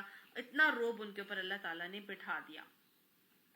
آپ صلی اللہ علیہ وسلم نے اب ایک اور طریقہ اپنایا، اور انہوں نے اپنے ایک صحابی کو آتا ہے، حضرت انس بن مالک فرماتے ہیں کہ رسول اللہ صلی اللہ علیہ وسلم نے فرمایا کہ میرا یہ خط کون لے کر کیسر کے پاس جائے گا، کیسر روم کے پاس، تو اس کو جنت ملے گی. تو ایک صحابی نے پوچھا کہ چاہے وہ قتل ہو جائے یا نہ قتل ہو. آپ صلی اللہ علیہ وسلم نے فرمایا کہ ہاں، چاہے وہ نہ بھی قتل کیا جائے. تو وہ صحابی جو ہے آپ صلی اللہ علیہ وسلم کا خط لے کر چل پڑے، کیسر روم کے پاس پہنچے. ان دنوں وہ بیت المقدس آیا ہوا تھا، تو اس کے لیے قالین وغیرہ بچھایا گیا جس پر اس کے علاوہ کوئی نہیں چلتا تھا. صحابی نے وہ رسول اللہ صلی اللہ علیہ وسلم کا خط لے کر اس قالین پر ڈال دیا اور ایک طرف ہو گیا. جب کیسر کی نظر اس خط پر پڑی تو اس نے وہ خط اٹھایا اور پکارا کہ بھئی کون ہے یہ خط لانے والا، اس کو امان دی جاتی ہے. پھر امان کا سن کے وہ صحابی آگے بڑھے، اور پھر قیصر نے کہا کہ میں جب اپنے دربار میں جاؤں گا نا تو پھر تم وہاں پر آنا. صحابی نے ایسے ہی کیا. پھر قیصر نے حکم دیا کہ اس کے محل کے دروازے بند کر دیے جائیں، اور اس نے ایسا ہی ہوا. قیصر نے پھر اعلان کیا کہ بھئی میں نے نصرانیت کو چھوڑ کر محمد صلی اللہ علیہ وسلم کی پیروی اختیار کر لی ہے. اور یہ بات سن کر سب بڑے حیران ہوئے، اور اس کے فوجی جو تھے وہ آگے بڑھے، انہوں نے محل کو گھیر لیا. پھر اس نے کہا کہ جو قاصد صحابی گئے تھے ان کو کہا کہ دیکھو، شاید تم سمجھ رہے ہوگے کہ میں اپنی مملکت کے بارے میں بڑا خائف ہوں. اور پھر اس کے حکم سے ایک اعلان کرنے والے نے اعلان کر کے کہا کہ تم سب جان لو کہ کیسر تم سے راضی ہو گیا ہے، اور اس نے تو تم سب کو آزمانا چاہا ہے تاکہ دیکھے کہ تم لوگ اپنے دین پر کتنے ثابت قدم ہو. تم سب لوٹ جاؤ. تو چنانچہ وہ جو سب جنہوں نے وہ گھیراؤ کر لیا تھا نا، وہ جو فوجی تھے محل کو گھیر لیا تھا، وہ سب پلٹ گئے. اس ڈرامے کے بعد، یہ جو اس نے ڈرامہ سا رچایا تھا، اس کے بعد قیصر نے رسول اللہ صلی اللہ علیہ وسلم کو ایک خط لکھا، کہا کہ میں مسلمان ہو گیا ہوں. اور اس کے خط کے ساتھ اس نے کچھ دینار بھی جو ہے نا وہ آپ صلی اللہ علیہ وسلم کی خدمت میں بھیجے. بیسیکلی وہ ڈر گیا تھا، روب میں آ گیا تھا، اور اپنے لوگوں کا بھی دین چیک کرنا چاہ رہا تھا. تو اس نے یہ پورا کا پورا ڈرامہ رچایا، اور پھر ایک خط لکھ کے آپ صلی اللہ علیہ وسلم کے قاصد کے ہاتھ جو ہے نا حضرت رسول اللہ علیہ وسلم کے پاس وہ خط بھیجا. جب وہ خط آپ صلی اللہ علیہ وسلم نے پڑھا تو فرمایا کہ وہ جھوٹا ہے اور اللہ کا دشمن ہے، ابھی وہ مسلمان نہیں ہوا ہے اور اپنی نصرانیت پر باقی ہے. اور پھر آپ صلی اللہ علیہ وسلم نے وہ ساری جو رقم اس نے بھیجی تھی، آپ صلی اللہ علیہ وسلم نے اس کو صحابہ کرام میں تقسیم کر دیا. جنگ کا معاملہ تو اب ختم ہو گیا تھا. تو آپ صلی اللہ علیہ وسلم نے اب تبوک میں 20 دن قیام فرمایا تھا، اور پھر واپسی پر بھی وہی مقام ہجر سے آپ صلی اللہ علیہ وسلم گزرے تھے، اور تیزی سے وہاں سے آگے بڑھ گئے تھے. پھر جب واپسی آ رہے تھے تو یہ جو منافقین ہیں ان کو تو چین ہی نہیں تھا. منافق جانے سے پہلے جو عبداللہ بن اوئی رئیس المنافقین، اس کا معاملہ تو یہ تھا کہ یہ تو خاص طور سے بلکہ یہ کہتا تھا کہ محمد صلی اللہ علیہ وسلم اہل روم سے تنگ دستی اور شدید گرمی اور اتنی دور جگہ ہونے کے باوجود بھی جنگ کرنا چاہتے ہیں. یہ محمد صلی اللہ علیہ وسلم رومن سے جنگ کرنے کو ایک کھیل سمجھتے ہیں. اور پھر اس نے یہ بھی کہا کہ اللہ کی قسم میں دیکھ رہا ہوں کہ کل جب جنگ ہوگی تو اصحاب محمد رسیوں سے باندھ کر گھسیٹے جائیں گے. تو منافقین بیسیکلی ڈرپوک بھی ہوتے ہیں، جھوٹے بھی ہوتے ہیں، اور مسلمانوں کے خلاف بھی ہوتے ہیں. لہٰذا نہ یہ خود گیا اور نہ ہی اس کے سارے جو چیلے تھے وہ گئے، بلکہ یہ پوری کی پوری جانے سے پہلے ایک مسجد تعمیر کر رہے تھے. ابو عامر راہب کے ساتھ مل کر مسجد زرار اس کو کہا جاتا ہے، اس کو تعمیر کر رہے تھے، اور اس کی تعمیر سے ہو چکی تھی، اور آپ صلی اللہ علیہ وسلم کو اس کی اناگوریشن کے لیے بلایا گیا. آپ صلی اللہ علیہ وسلم نے کہا کہ نہیں، ابھی میں جنگی تیاریوں میں مصروف ہوں، ابھی میں نہیں جا سکتا، جنگ کی سفر کے بعد آ کر پھر میں دیکھوں گا کیا کرنا ہے. آپ صلی اللہ علیہ وسلم اب واپسی کے سفر پر ہے. تو منافقین نے باقاعدہ طور پر پلان کیا کہ یہ تو کوئی بات ہی نہ ہوئی، یہاں پر تو مدبیر ہی نہ ہوئی اور رسول اللہ صلی اللہ علیہ وسلم کو تو کوئی نقصان ہی نہ پہنچا، تو اب ایسا کرتے ہیں کہ واپسی کے سفر پہ نعوذ باللہ نبی صلی اللہ علیہ وآلہ وسلم کو گھاٹی سے نیچے پھینک کر قتل ہی کر دیتے ہیں۔ تو انہوں نے ایک سازش پر تیار کی کہ جب ایک گھاٹی سے گزر رہے ہوں گے تو آپ صلی اللہ علیہ وسلم کی اونٹنی کو قصوہ کو بھدکایا جائے گا، اور جب وہ بدکے گی تو آپ صلی اللہ علیہ وسلم کو ٹیڑھا کروا کے اور وہاں سے نیچے گروا کے نعوذ باللہ ختم کروا دیا جائے گا۔ آپ صلی اللہ علیہ وآلہ وسلم کو اللہ تعالیٰ کی طرف سے ان کے اس ارادے کا بتا دیا گیا، اور آپ صلی اللہ علیہ وآلہ وسلم نے، اب یہ تو معلوم نہیں تھا، آپ صلی اللہ علیہ وسلم عالم الغیب تو نہیں تھے، یہ تو معلوم نہیں تھا کہ یہ کون لوگ ہیں جو یہ پلان کر رہے ہیں۔ واللہ یعصمک من الناس، اللہ کا وعدہ تھا کہ تمہیں لوگوں سے اللہ تعالیٰ بچا لے گا۔ لہٰذا آپ صلی اللہ علیہ وآلہ وسلم نے ایک اعلان کیا، اور آپ نے ایک اعلان یہ کیا کہ کروایا کہ سب لوگ جو ہیں وہ گھاٹی کے دوسری طرف سے جائیں گے، اور آپ صلی اللہ علیہ وسلم صرف خود اکیلے گھاٹی کی طرف سے گزرے، اور حضرت عمار بن یاسر آپ صلی اللہ علیہ وسلم کے ساتھ تھے، اور حضرت حذیفہ بن یمان، یہ دو لوگ صرف آپ صلی اللہ علیہ وآلہ وسلم کے ساتھ تھے۔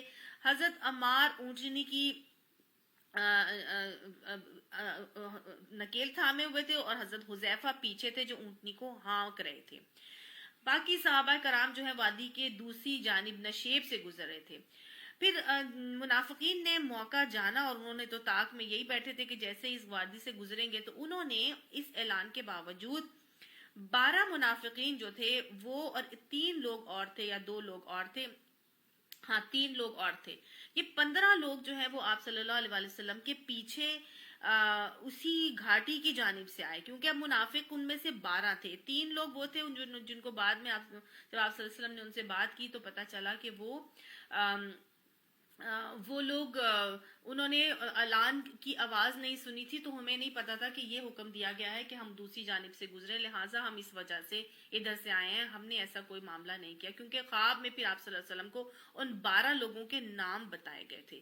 اب جب یہ وہاں سے گزر رہے تھے اور منافقین کے قدموں کی چاپ معلوم ہوئی، تو آپ صلی اللہ علیہ وآلہ وسلم نے فوراً حضرت حذیفہ بن یمان کو وارن کیا، اور حضرت حذیفہ نے اپنا جو تلوار تھی اس سے ان کی سواریوں کے اوپر وار کیا، اور جب ان کی سواریوں پہ وار ہوئے تو سواریاں فوراً پلٹیں، اور یہ لوگ دوسری جانب واپس جا کے اور وہ لشکر میں شامل ہو گئے۔ آپ صلی اللہ علیہ وآلہ وسلم نے حضرت حذیفہ سے پوچھا کہ حذیفہ کیا ہوا، تم نے ان لوگوں کو پہچانا؟ اور تو انہوں نے کہا کہ نہیں یا رسول اللہ صلی اللہ علیہ وسلم، ان کے منہوں پر جو ہے نا وہ ڈھکے ہوئے تھے، منہ پر نقاب تھے، تو میں سب کو تو نہیں پہچان سکا، لیکن کچھ کو میں نے ان کی سواریوں سے پہچان لیا ہے۔ بہرحال آپ صلی اللہ علیہ وآلہ وسلم کو پھر نے ان کو فرما دیا کہ تم نے یہ کسی کو نہیں بتانا کہ یہ جب میرے اوپر اس طرح انہوں نے قتل کا پلان کیا اور قتل کی سازش کی تھی، اور یہ بھی نہیں بتانا کہ وہ کون لوگ تھے۔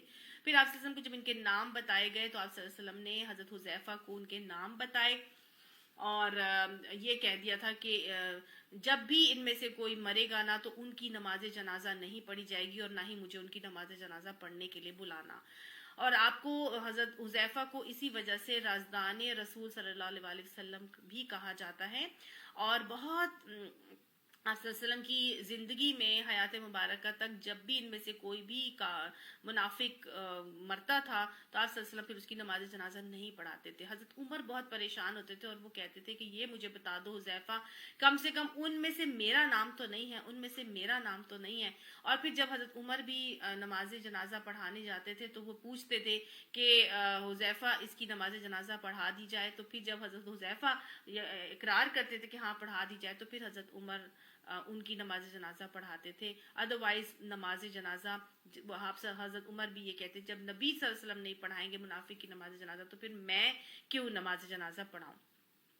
اب اس پورے کے پورے سفر میں تقریباً 50 روز لگے، 20 دن تبوک میں رہے اور 30 دن آمد و رفت میں ان کے لگے۔ یہ آپ صلی اللہ علیہ وسلم کی حیات مبارکہ کا آخری غزوہ تھا۔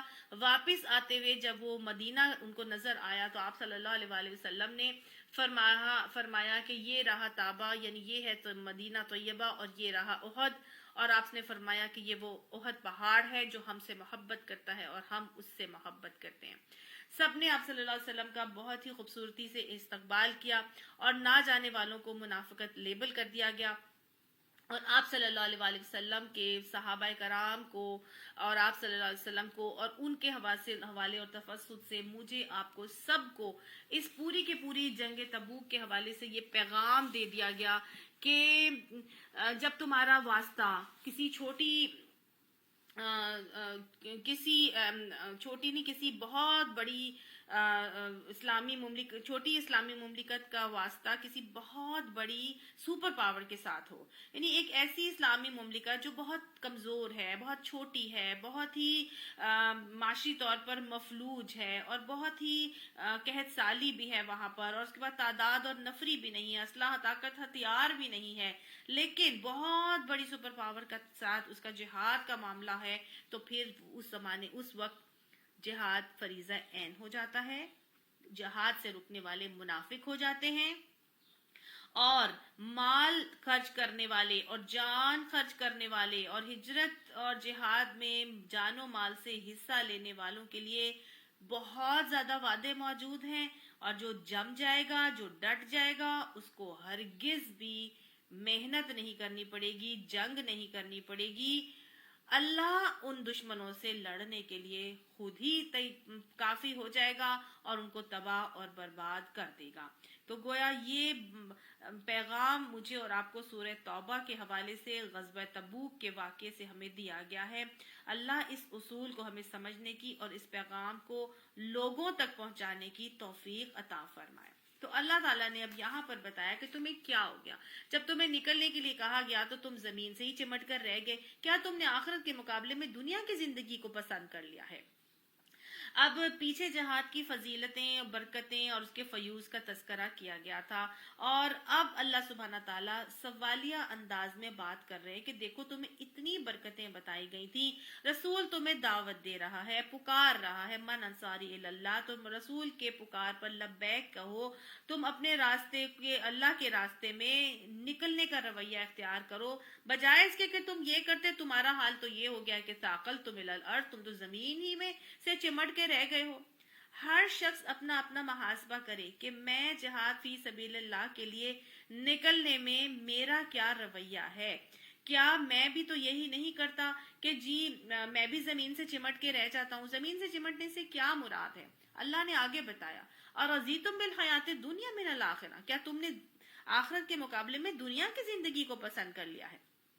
یعنی کہ جو دنیا کی زندگی کی جو ساری محبتیں ہیں جو اللہ نے حب الشہوات تمہیں دی تھی، اور جو پچھلے ہم نے سبق میں پڑھا تھا کہ 8 محبتیں جو اللہ نے بتائی تھیں، جن میں سے 5 جو ہے وہ رشتوں کی محبتیں تھیں، 2 آپ کے مال و دولت کی اور کاروباروں کی محبت تھی، اور آخری محبت کس چیز کی تھی؟ تمہارے گھر تمہیں بہت زیادہ محبوب ہیں۔ تو یہ 8 محبتیں، کہیں یہ تمہیں دنیا کی محبتیں تو نہیں تمہارے دلوں میں بیٹھ گئی کہ تم زمین سے ہی چمٹ کے رہ گئے ہو اور جہاد فی سبیل اللہ کے لیے رکاوٹ بنتی جا رہی ہیں وہ تمہارے لیے؟ کہیں تم ان کے اسیر ہو کر تم ان کو ترجیح تو نہیں دے رہے آخرت کے مقابلے میں؟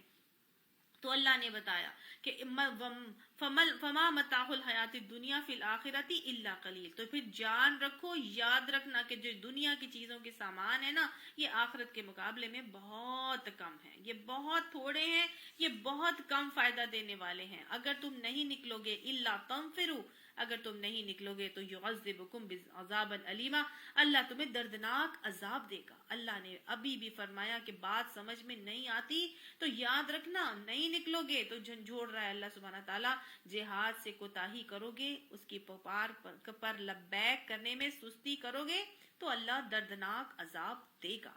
حدیث میں آتا ہے، حضرت عبداللہ بن عمر سے روایت ہے کہ آپ صلی اللہ علیہ وآلہ وسلم نے فرمایا کہ جب تم سودی کاروبار کرنے لگو گے، گائے کی دم تھام لو گے۔ گائے کی دم تھامنے کا کیا مطلب ہے؟ مویشیوں سے محبت کرنے لگو گے۔ مویشیوں سے محبت کیا تھا؟ مویشی کس لیے رکھے جاتے تھے؟ اب ان کا کاروبار تھا نا بیسیکلی، تو نہیں تم اپنے کاروباروں میں اتنا زیادہ انوالو ہو جاؤ گے، کھیتی باڑی میں مگن رہو گے۔ کھیتی باڑی کیا تھی؟ وہ بھی زراعت ان کے لیے پیشہ تھا، ان کا کاروبار تھا۔ یعنی سودی کاروبار کرو گے یا اپنے تجارت کے معاملات کرو گے یا کھیتی باڑی وغیرہ، یعنی کہ تم اپنے جو کاروباروں میں تم لگ جاؤ گے انہی میں مگن رہو گے اور جہاد چھوڑ دو گے تو اللہ تم پر ذلت مسلط کر دے گا. اب یہاں فرمایا عذاباً علیمہ کس صورت میں مل رہی ہے حدیث کے حوالے سے؟ ذلت مسلط کر دے گا. اب انسان یہ اپنا مال و دولت اور اسی لیے تو کماتا ہے کہ وہ عزت دار افراد کی طرح دنیا میں اپنی زندگی گزارے اور بڑی اس کی واہ واہ ہو اور بہت زیادہ ریفائنڈ اور بہت زیادہ معاشی طور پر مستحکم ہوگا تو لوگ اس کی بڑی عزت کریں گے. اللہ نے کہا عزت نہیں ہوگی، اللہ تم پر ذلت مسلط کر دے گا جو تم سے اس وقت تک دور نہیں ہوگی جب تک کہ تم جہاد کی طرف واپس نہیں پلٹو گے. یہ آپ صلی اللہ علیہ وسلم نے حدیث میں فرمایا ہے. اگر چاہتے ہیں کہ عزت کے حقدار بن جائیں تو پھر جہاد کرنا لازم ہے. جہاد اگر خود نہیں کر سکتے، اگر خود جا نہیں رہے تو مالوں سے ان لوگوں کو دیں جو اللہ کی راہ میں اللہ کے دین کی حفاظت، نفاذ، اشاعت، تبلیغ، تعلیم کے لیے لگے ہوئے. گویا اللہ کی راہ میں مال اپنا خرچ کریں تو پھر ہی عزت ملے گی آپ کو. جو حدیث کے مفہوم آتا ہے کہ جو شخص مجاہد کے لیے مال مہیا کرتا ہے، سواری مہیا کرتا ہے یا کوئی مال مہیا کرتا ہے کسی بھی صورت میں، وہ بھی اس کو بھی اتنا ہی اجر دیا جاتا ہے جتنا جہاد کرنے والے کو، مجاہد کو اجر دیا جاتا ہے. تو اللہ سبحانہ تعالیٰ یہاں پہ جہاد سے رکنے پر دو باتیں بتا رہے ہیں. ایک تو یہ کہ عذاباً علیمہ، اور دوسرا کام کیا کریں گے اللہ سبحانہ تعالیٰ جو شخص جہاد سے رکے گا. اللہ تعالیٰ فرماتا ہے اِلَّا تَنْفِرُوا يُعَذِّبْكُمْ عَذَابًا عَلِيمًا، اگر تم نہیں نکلو گے تو وہ تمہیں دردناک عذاب دے گا. وَيَسْتَبْدِلْ قَوْمًا غَيْرَكُمْ، اور تمہاری جگہ کسی دوسرے گروہ کو لے کر آ جائے گا. وَلَا تَضُرُّهُ شَيْئًا، اور تم اللہ کا کچھ بھی نہیں بگاڑ سکو گے. تو اللہ سبحانہ تعالیٰ کیا کرے گا؟ اگر تم نہیں اٹھو گے تو پھر تمہاری جگہ اللہ تعالیٰ کسی اور کو لے آئے گا. اصل میں بات یہ ہے کہ امت مسلمہ کو بنانے کا مقصد کیا تھا؟ اللہ تعالیٰ نے امت مسلمہ کو اسی لیے تو بنایا تھا. کنتم خیر امت اخرجت للناس، تم بہترین امت ہو، نکلے ہو کس لیے ہو؟ تامرون بالمعروف وتنہون عن المنکر، تم معروف کا حکم دو اور لوگوں کو منکرات سے روکو. وتؤمنون باللہ، اور تم تو اللہ پر ایمان لاتے ہو. تو گویا اللہ نے کس لیے بنایا؟ معروف کا حکم دینے اور منکرات سے روکنے کے لیے، لوگوں کے لیے اللہ تعالیٰ نے ہم کو نکالا ہے. پھر اللہ فرماتا ہے وما خلقت الجن والانس الا لیعبدون، تم انسانوں کو جنوں کو صرف اللہ کی عبادت کے لیے پیدا کیا گیا اور کسی کے لیے نہیں پیدا کیا گیا. تو ہم نے اس امر بالمعروف ونہی عن المنکر کا فریضہ انجام دینا کس لیے ہے؟ کیونکہ ہم اللہ کی بندگی کرنے والے ہیں. اللہ کے کلمے کو بلند کرنے کے لیے اللہ نے مجھے اور آپ کو پیدا کیا. اگر ہم جن کے ہاتھوں میں قرآن تھما دیا گیا ہے اس کو آگے نہیں پہنچائیں گے، اس کی جو مقصد تخلیق ہمارا ہے ہم اس کو اگر فلفل نہیں کریں گے یا اس کو چھوڑ دیں گے تو اللہ سبحانہ تعالیٰ کیا کرے گا؟ پھر ہمیں لے جائے گا اور ہماری جگہ دوسرے کو لے آئے گا جو یہ کام کرنے والے ہوں گے. اس لیے کہ اگر ایک چیز جس کو جس مقصد کے لیے بنایا جائے اور وہ اپنے مقصد کو پورا نہ کرے تو پھر اس چیز کو اٹھا کے پھینک دیا جاتا ہے. ایسا ہی ہوتا ہے نا. اگر ہمارا موبائل ہمارا وہ مقصد پورا نہ کرے جس کے مقصد کے لیے ہم نے اس کو خریدا ہے، نہ یہ کالز کرے، نہ یہ اٹینڈ کرے، نہ یہ وہ نمبر اس طرح سے ملائے، تو پھر ہم کیا کریں گے؟ اس کو سنبھال کے رکھے رہیں گے؟ نہیں، ہم اس کو اٹھا کر پھینک دیں گے، ہم پھر دوسرا لے کر آئیں گے. تو بالکل اسی طرح سے ہے کہ اگر ہم نے اپنا اس مقصد کو پورا نہیں کیا تو پھر اللہ تعالیٰ ہمیں لے جائے گا اور ہماری جگہ دوسرے کو لے آئے گا. اللہ نے کہا کہ تم خدا کا کچھ نہیں بگاڑ سکتو گے، وہ اللہ علی کل شیء قدیر، اور اللہ ہر چیز پر قدرت رکھتا ہے. اور تم کیا سمجھتے ہو؟ اگر تم مدد نہیں کرو گے تو کوئی مدد نہیں کرے گا. کیا اللہ سبحانہ تعالیٰ کی اس وقت کسی نے مدد کی تھی؟ اللہ کی تو مدد جب اس وقت بھی کسی نے نہیں کی تھی تو اللہ تعالیٰ نے اپنے نبی کی مدد کی تھی. تم نے اگر نبی کی مدد نہ کی، اللہ فرماتا ہے الا تنصروہ، اگر تم اللہ کی مدد نہیں کرو گے، فقد نصرہ اللہ، پس یقیناً اللہ نے مدد کی تھی اس کی، یعنی نبی صلی اللہ علیہ وسلم کی. کس وقت؟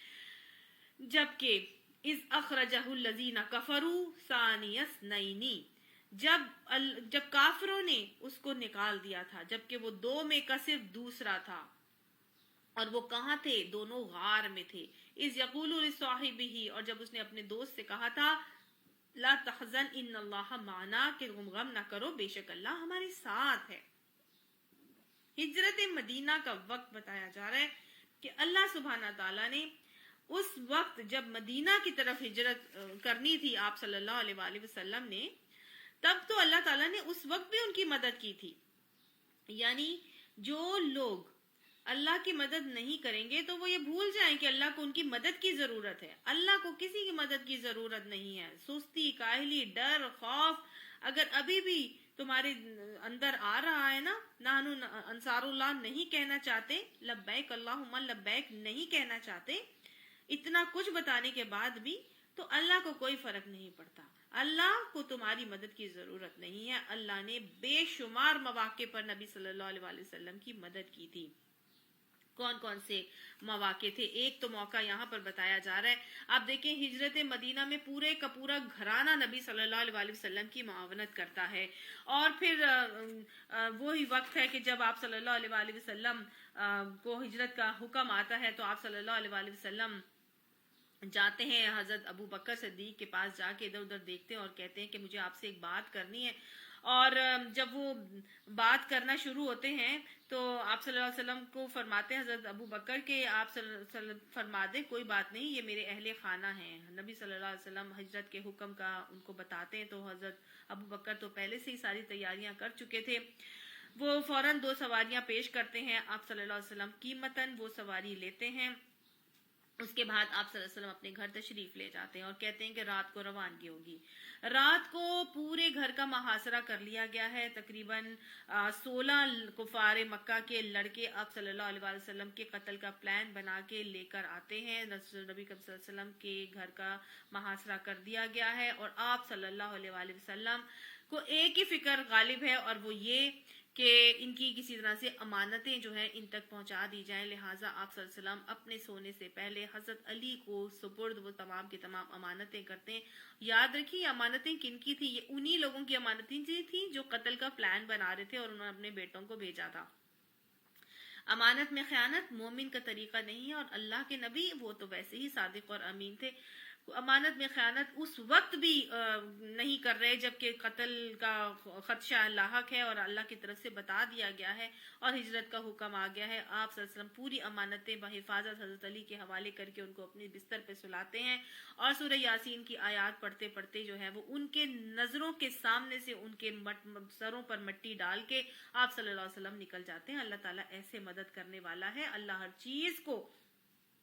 ہر چیز کو اللہ تعالیٰ مددگار بنا دیتا ہے۔ اللہ تعالیٰ نے ان کی آنکھوں کی بینائی ہی ختم کر دی، نہ ان کے کانوں کی سنوائی ہے، ان کے اوپر بھی اللہ تعالیٰ کی طرف سے پردے پڑ گئے اور گرانی ڈال دی گئی، ان کو کچھ نہ نظر آیا نہ سنائی دیا، اور آپ صلی اللہ علیہ وسلم ان کے سامنے سے نکل کے چلے گئے۔ اب جب وہاں پر نکل کے جاتے ہیں تو آپ صلی اللہ علیہ وآلہ وسلم کے لیے چھوٹی موٹی بات نہیں تھی، اپنے گھر والوں کو، بیوی، بچے، اپنے ساری کی ساری چیزوں کو چھوڑ کر چلے جا رہے ہیں، اور جا رہے ہیں تو مڑ مڑ کر دیکھ رہے ہیں، پلٹ پلٹ کر دیکھ رہے ہیں اور کہہ رہے ہیں اے مکہ، اگر تو مجھے اپنے دل و جان سے زیادہ عزیز ہے، اگر تیرے رہنے والے مجھے یہاں سے نہ نکالتے تو میں کبھی تجھے چھوڑ کر یہاں سے نہ جاتا۔ اور آنکھوں میں آنسو ہیں۔ یہ تو نبی صلی اللہ علیہ وسلم ہے جو وہاں کے رہنے والے تھے، ہم وہاں جاتے ہیں تو ہمیں وہ جگہ چھوڑ کر آنے میں کا جب وقت ہوتا ہے تو ہماری آنکھوں میں آنسو آ رہے ہوتے ہیں۔ رسول اللہ صلی اللہ علیہ وآلہ وسلم اللہ کا پیارا گھر بھی چھوڑ کر جا رہے ہیں، اپنے پیارے رشتہ دار بھی چھوڑ کر جا رہے ہیں، صرف اللہ کے حکم پر، اللہ کے وعدوں پر توکل کر کے۔ اطاعت کا شوق ہے، اسلمت لرب العالمین کا جذبہ ہے، بس ایک ہی غم ہے، اور ایک ہی غم کیا تھا کہ میں ان کی امانتیں جو ہے وہ ان کے حوالے کر کے چلی جاؤں۔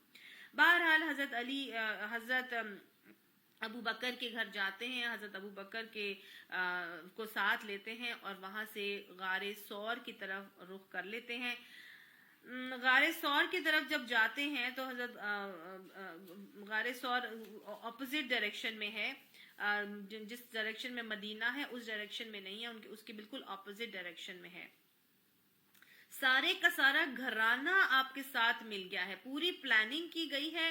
اور حضرت اسما بنت ابی بکر جو ہے وہ آپ صلی اللہ علیہ وسلم اور حضرت ابو بکر کا روزانہ کا کھانا جو ہے وہ آپ کے پاس غار ثور پہنچانے کا بندوبست کرتی ہیں. ابو جہل آتا ہے، روز پوچھتا ہے کہ کتنا کھانا پکایا ہے، کہاں گئے ہیں، تاکہ یہ پتہ چلے کہ جی یہ کہیں کھانا جا کے ان کو چھپ چھپا کے دے کے تو نہیں آتی. حضرت اسما اپنے حصے کا کھانا لے کے جو ہے وہ توشہ دان میں باندھتی ہیں اور جا کے وہاں پر پہنچانے کا بندوبست کرتی ہیں. اور ان کے جو بیٹے ہیں حضرت ابو بکر کے، عبداللہ ان کا نام ہے، یہ عبداللہ کیا کرتے ہیں، یہ باقاعدہ طور پہ جاتے ہیں اور جا کے اپنے والد کو اور حضور صلی اللہ علیہ وآلہ وسلم کو پورے مشرکوں کے پلاننگ کے حوالے سے جو ہے وہ آگاہی دیتے ہیں. اور ان کا ایک ملازم ہے عامر بن فہیرہ، یہ ریوڑ چلاتا تھا بکریوں کو. یہ جس وقت عبداللہ جاتے ہیں غار ثور کی طرف تو اس کے پیچھے اپنی بکریوں کا ریوڑ کو لے کے آ جاتا ہے، اور تاکہ وہ جو سارے قدموں کے نشانات ہیں وہ بکریوں کے ریوڑ کی وجہ سے جو ہے وہ سب ختم ہو جائیں. اور سارا گھرانہ دیکھیں، ملازم تک بھی جو ہے نا، بیٹا بیٹی ملازم ہر کوئی جو ہے وہ آپ صلی اللہ علیہ وسلم کی حفاظت کے لیے لگا ہوا ہے. کیوں؟ کیونکہ ماں باپ جن کی معاونت کرتے ہیں نا تو پھر گھرانہ بھی انہی کی معاونت کرتا ہے. اگر آج ہماری پرائیورٹی دین بن جائے، ہماری پرائیورٹی دین کی سربلندی، اس کا نفاذ، اس کا تبلیغ اور اشاعت ہوگی نا، صدق کے دل سے اگر ہم کریں گے تو پھر انشاءاللہ ہمارا گھرانہ ہمارا ہی ساتھی ہوگا. وَجَعَلْ لِي لِسَانَ صِدْقٍ فِي الْآخِرِينَ کی دعائیں پڑھنا، اور پھر وَجَعَلْ لِي وَزِيرًا مِّنْ أَهْلِي کی دعائیں پڑھنا. انشاءاللہ اللہ سبحانہ تعالیٰ ہمارے گھرانے کو ہمارا ممد و معاون بنا کے اس کام میں ہمارے لیے آسانیاں فراہم کرے گا.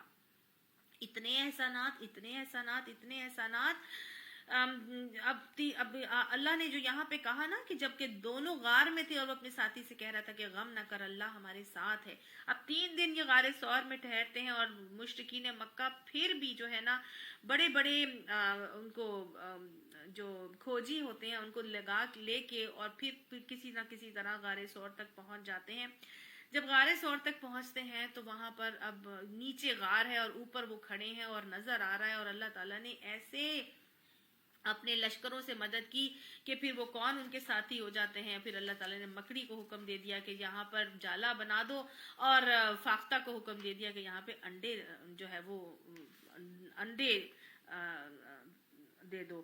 فاختہ انڈے دے دیتی ہے گھونسلے میں، اتنی جلدی جلدی سب کچھ ہو جاتا ہے. اور مشرکین مکہ اس غار کے اندر ہی نہیں آتے کہ یہاں تو جالا لگا ہوا ہے، اگر کوئی اندر جاتا تو جالا ٹوٹ جاتا، اور یہاں تو فاختہ نے انڈے بھی دیے ہوئے، تو سوال ہی پیدا نہیں ہوتا کوئی یہاں پر جو ہے وہ انڈوں کے اور گھونسلے اور جالے کے ہوتے ہوئے اندر جا سکے. اللہ نے جب بچانا ہوتا ہے تو اللہ تعالیٰ ایسے ہی معاملات کرتے ہیں. یہ وہ وقت تھا کہ جب مشرکین پہنچ چکے ہیں تو حضرت ابو بکر کی زبان سے نکلتا ہے کہ یا رسول اللہ صلی اللہ علیہ وسلم ہم تو مارے گئے. اور اللہ کے نبی فرماتے ہیں لا تحزن ان اللہ معنا، کہ تم غم نہ کرو، اللہ ہمارے ساتھ ہے.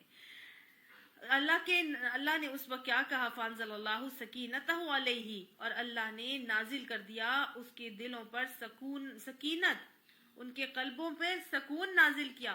وَأَيَّدَهُ بِجُنُودٍ، اور اس کی مدد ایسے لشکروں سے کی لم تروہا جن کو تم نہیں دیکھ سکتے. وَجَعَلَ كَلِمَةَ الَّذِينَ كَفَرُوا السُّفْلَىٰ، اور کافروں کا بول نیچا کر دیا. وَكَلِمَةُ اللَّهِ هِيَ الْعُلْيَا، اور اللہ ہی کا کلمہ بلند ہونے والا ہے. واللہ عزیز الحکیم، اور اللہ زبردست بھی ہے، حکمت والا بھی ہے. گویا اللہ سبحانہ تعالیٰ نے یہ معاملات کیے، اور پھر وہاں پر آپ صلی اللہ علیہ وآلہ وسلم کے ساتھ وہ یار غار بھی ہیں، اور ایسے معاملہ کرتے ہیں کہ آپ صلی اللہ علیہ وآلہ وسلم سو رہے ہیں ان کی ران پر سر رکھ کر حضرت ابو بکر کی، اور وہ کہتے ہیں حضرت ابو بکر کے وہاں پر ایک سوراخ تھا، اس کو سوراخ کو دیکھ کے میں نے اپنے انگوٹھے سے اس سوراخ کو بند کر لیا کہ یہاں سے کوئی زہریلا جانور نکل کے نہ نکل آئے اور نبی صلی اللہ علیہ وسلم کو کاٹ نہ لے. اور اندر واقعی ایک زہریلا جانور تھا، اور اس نے حضرت ابو بکر کے انگوٹھے پر کاٹ لیا، اور اس کی تکلیف کی وجہ سے اور تکلیف کی شدت کی وجہ سے آپ کی آنکھوں سے آنسو نکلے، اور آنسو آپ ہلے نہیں. کیوں نہیں ہلے؟ کہ نبی صلی اللہ علیہ وسلم آپ کے اوپر سو رہے ہیں ٹانگ پر سر رکھ کے. ان کی تکلیف سے جو آنسو نکلے اور گرے حضرت ابو بکر کے آنکھوں سے آنسو نکل کے نبی صلی اللہ علیہ وسلم کے چہرے مبارک پر گرتے ہیں، اس سے آپ صلی اللہ علیہ وسلم کی آنکھ کھلتی ہے، اور آپ صلی اللہ علیہ وسلم پھر پوچھتے ہیں تو پتہ چلتا ہے کہ وہاں پر کسی زہریلی چیز نے کاٹ لیا ہے، تو آپ صلی اللہ علیہ وسلم اپنا لعاب دہن نکال کے حضرت ابو بکر کی لگاتے ہیں، اور پھر وہ ان کا درد بھی چلا جاتا ہے اور اس کو تکلیف بھی کوئی نہیں ہوتی اور اس کا اثر بھی زائل ہو جاتا ہے۔ آپ صلی اللہ علیہ وآلہ وسلم فرماتے تھے مجھ پر جس کے احسانات تھے میں نے اس کے احسانات کا بدلہ ادا کر دیا ہے، مگر ایک شخص ایسا ہے جس کے احسانات کا بدلہ میں نہیں ادا کر سکا، اور وہ شخص ابو بکر ہیں۔ وہ ابو بکر صدیق، یہ وہ ہیں جن کے لیے آپ صلی اللہ علیہ وسلم سے پوچھا گیا کہ مردوں میں سے سب سے زیادہ آپ کو کون عزیز ہے، تو آپ صلی اللہ علیہ وسلم نے فرمایا عائشہ کا باپ، عائشہ کا باپ مجھے سب سے زیادہ عزیز ہے۔ یہ تن من دھن کا نذرانہ پیش کرتے ہیں، اور 100 اونٹ آپ صلی اللہ علیہ وسلم کی قیمت لگ چکی ہے، ان کو آنکھوں دیکھیے موت کی طرف جا رہے ہیں، پورا خاندان پھر بھی لگا ہوا ہے۔ اسی لیے وہ کہتے تھے نا، حضرت ابو بکر کہتے تھے، حضرت عمر کہتے تھے اس آیت کے اوپر کہ اگر ابو بکر میری ساری زندگی کے اعمال بھی لے لینا اور مجھے وہ ہجرت کی 3 راتیں دے دیں تو اس کا مقابلہ میرے پورے اعمال کا مقابلہ نہیں کر سکتی وہ 3 راتیں۔ اللہ تعالی ہمیں بھی ایسی ہی زندگی گزارنے کی اور ایسے ہی نمونے رقم کرنے کی توفیق عطا فرمائے۔ اللہ کی مدد نبی صلی اللہ علیہ وسلم کے ہر وقت شامل حال رہی، ان موقعوں پر بھی، اور پھر جب ہجرت کا سفر انہوں نے عریقت کے ساتھ شروع کیا مدینہ کی طرف، تو پھر سراقہ بن مالک آ گیا گھوڑوں کو لے کر، اور 3 بار سراقہ بن مالک کی گھوڑے کی جو ٹانگیں تھیں وہ زمین میں دھس جاتی رہیں، اللہ نے ہی یہ مدد کی تھی۔ پھر مدینہ میں قیام کے دوران، پھر بدر میں، پھر احد میں، پھر خندق میں، پھر حنین میں، کس طرح اللہ تعالیٰ نے فرشتوں کا نزول کیا، ہوا کو معاون بنایا، سورج، پانی، بارش، یہ سب کچھ اللہ تعالیٰ نے اپنے فرشتے، یہ اپنے لشکر ہی تھے نا، وَأَيَّدَهُ بِجُنُودٍ، اللہ نے اپنے فرشتوں کے، اپنے لشکروں سے ان کی مدد فرمائی تھی۔ تو جس کے معاون ایسے ہو جائے اللہ تعالیٰ، پھر اس کی مدد ظاہر ہے ایسے لوگوں کی شامل حال ضروری ہو جاتی ہے۔ اللہ تعالیٰ کا اپنا بول اونچا کر کے ہی رہتا ہے، کیونکہ اس کا بول اونچا ہونے والا ہی ہے، لہٰذا ہمیں نیچا ہونا ہے اللہ کے کلمے کو بلند کرنے کے لیے۔ اللہ تعالیٰ کا حکم آیا اس زمانے کے لیے بھی اور آگے کے لیے بھی اور ہر زمانے کے لیے بھی، اور اللہ تعالیٰ نے حکم دے دیا انفروا خفافا وثقالا، نکلو چاہے ہلکے ہو چاہے بوجھل ہو، اللہ کی راہ میں نکلو۔ کس کو حکم دیا جا رہا ہے؟